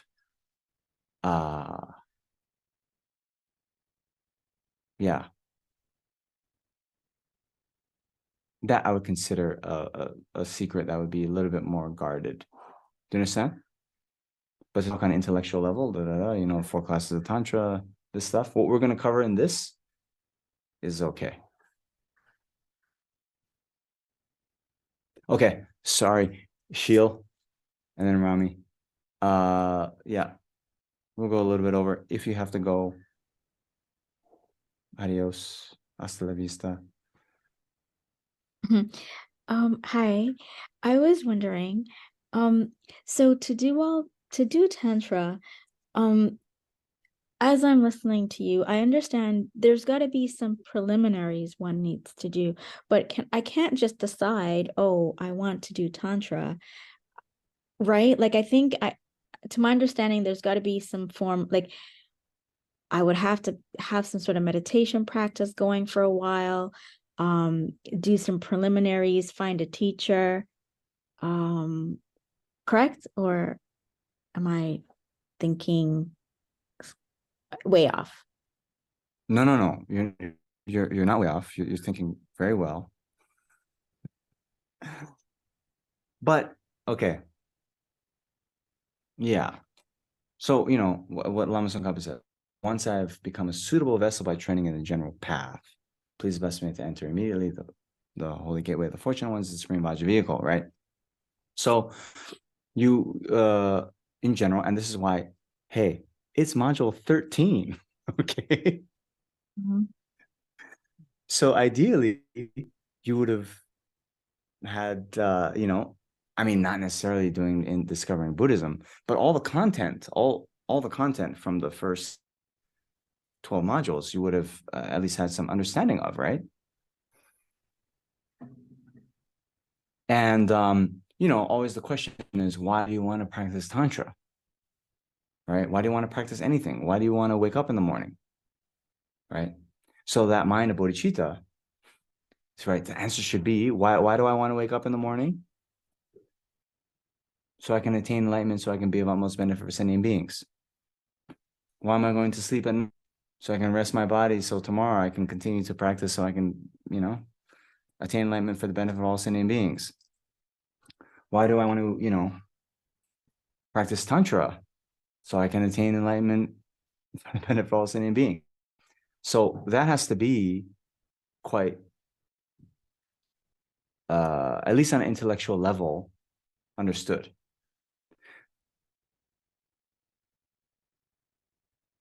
Now, you do have to also, we said there those preliminaries of the 3 principles of the path.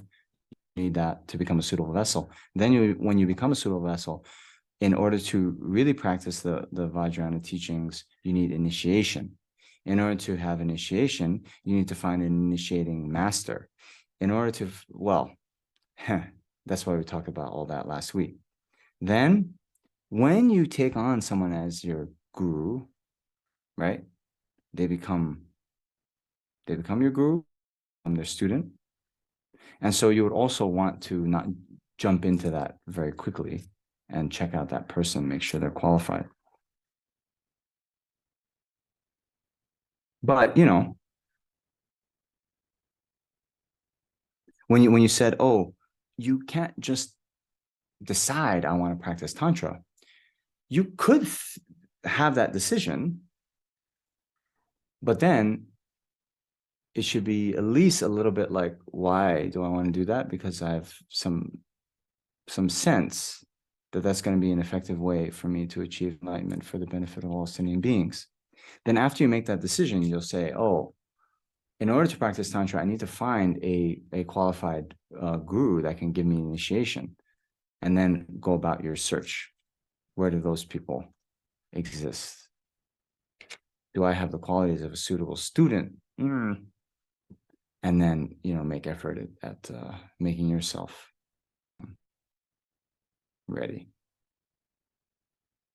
Did I answer your question? Yes, thank you very much. Thank you. Rami. Hi, Venerable. Thanks so much. Thanks, Mary Ellen and Bay as well. Two questions that are kind of linked. The first is the king of Tantras, being Guyasamadacha, perceived that way within all of the lineages or just in the old tradition? And then why is it perceived in that way? Is it just because Lama Tsongkhapa wrote a lot about it? Like, why does it have that perception, I suppose, amongst our tradition at least?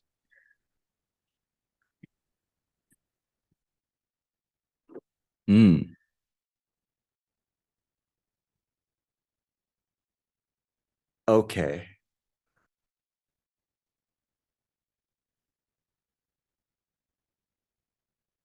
Okay, I can say this. It's not a secret. Okay, so first, your first question, then how is it perceived in other traditions? All right, we'll get into this a little bit, but in general, in Highest Yoga Tantra, there's what's called the father tantras and the mother tantras. Okay, now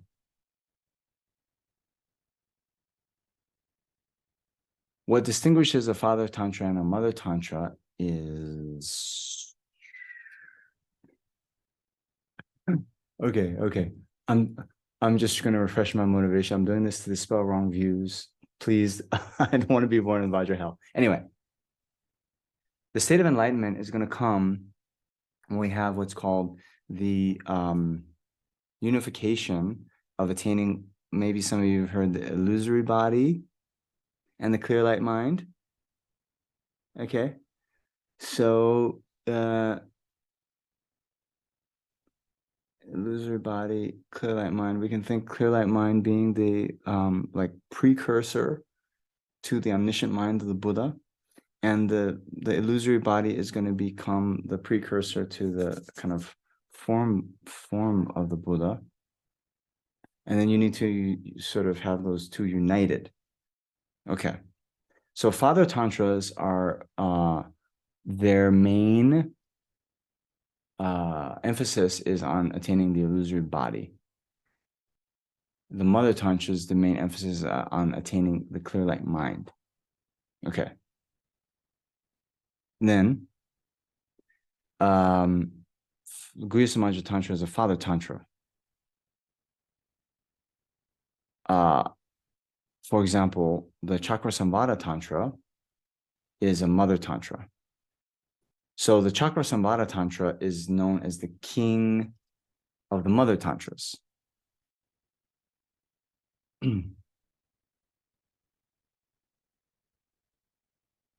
Vajrayogini, Vajravarahi is taken from the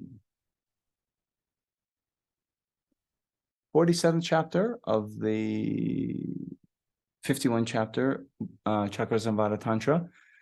So in any case, when you ask about other traditions, what I've seen is some of the other traditions, they emphasize either Vajrayogini, Vajravarahi, or Chakrasambhada.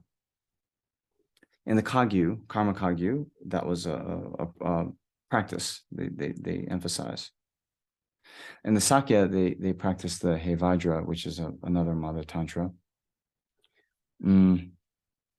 I can say that in recent years, His Holiness the Karmapa,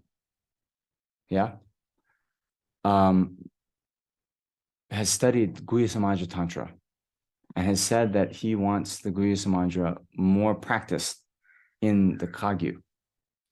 Marpa, Milarepa's guru, was a great Guhya Samaja yogi. Okay. Now,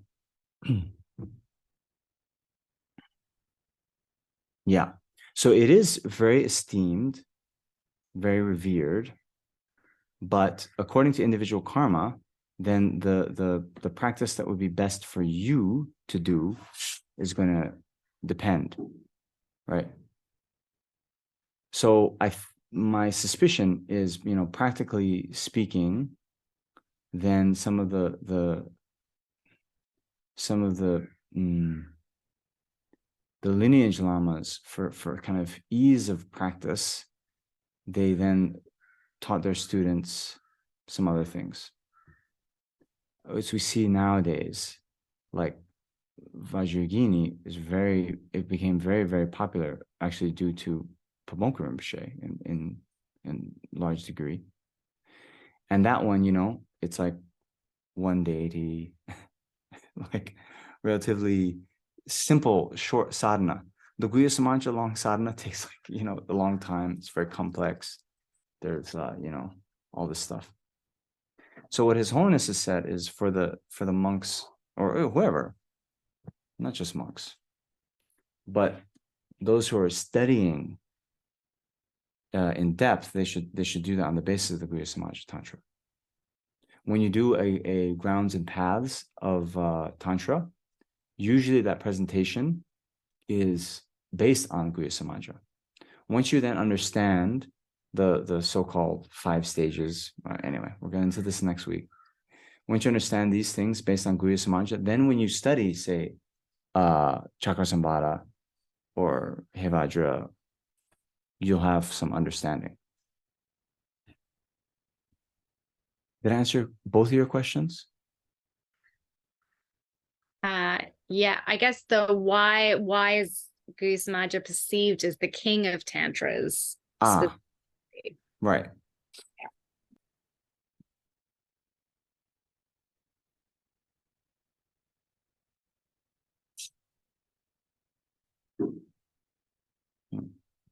Okay. Within it, it's the clearest explanation. Okay, I said all the Father Tantras are emphasizing attaining the illusory body. Yes. But remember, we have clear light, illusory body, then how to kind of conjoin them. This is like you're on the doorstep to enlightenment.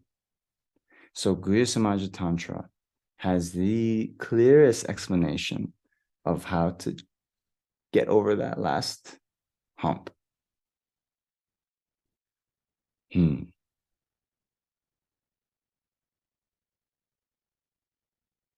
Okay, I'm not. Okay, so I'm not sure if this is a secret or not, but anyway, it seems that the Lama Yeshe, was a great Chakrasamvara practitioner, but Lama Zopa Rinpoche often said that when he looked in Lama Yeshe's room, sometimes he would see Lama Tsongkhapa's writings on Guhya Samaja open. And those parts were on these practices of combining illusory body and clear light mind.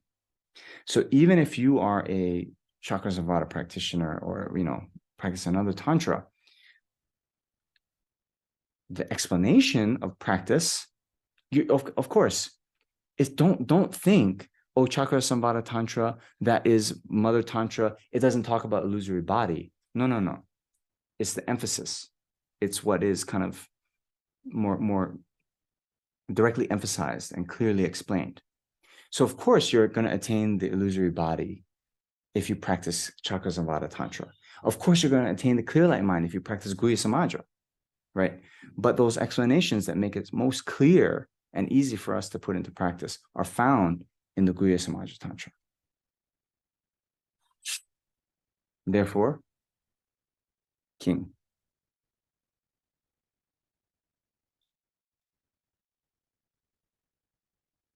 Okay, maybe we'll leave it at that.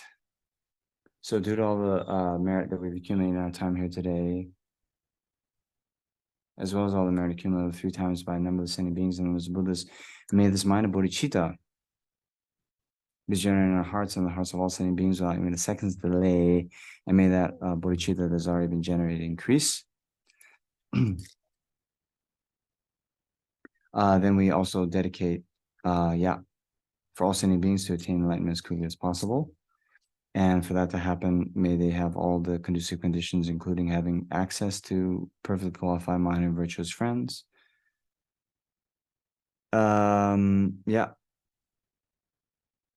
Teaching the unmistaken path to enlightenment.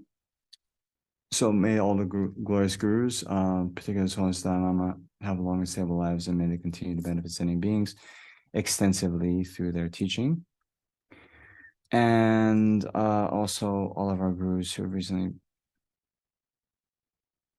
show the aspect of dissolving their minds back into the clear light. Lama Zopa Rinpoche, my own teacher here, Geshe Chima's setting. May they again manifest in a way that we can receive their direct teachings, guidance, and support. And may all of our actions be only most pleasing to the minds of the gurus. Okay. Thank you very much. Thank you for bearing with me as I went over time. So for next week, the rest of the reading in the packet, please do. Yeah. And think about what we talked about. Meditate on bodhicitta. Be kind to each other. And we will see you next week. Thank you. Thank you. Thank you, Venerable Namjam. Thank you, Venerable Namjam. Well, Thank you. thanks. Thank you.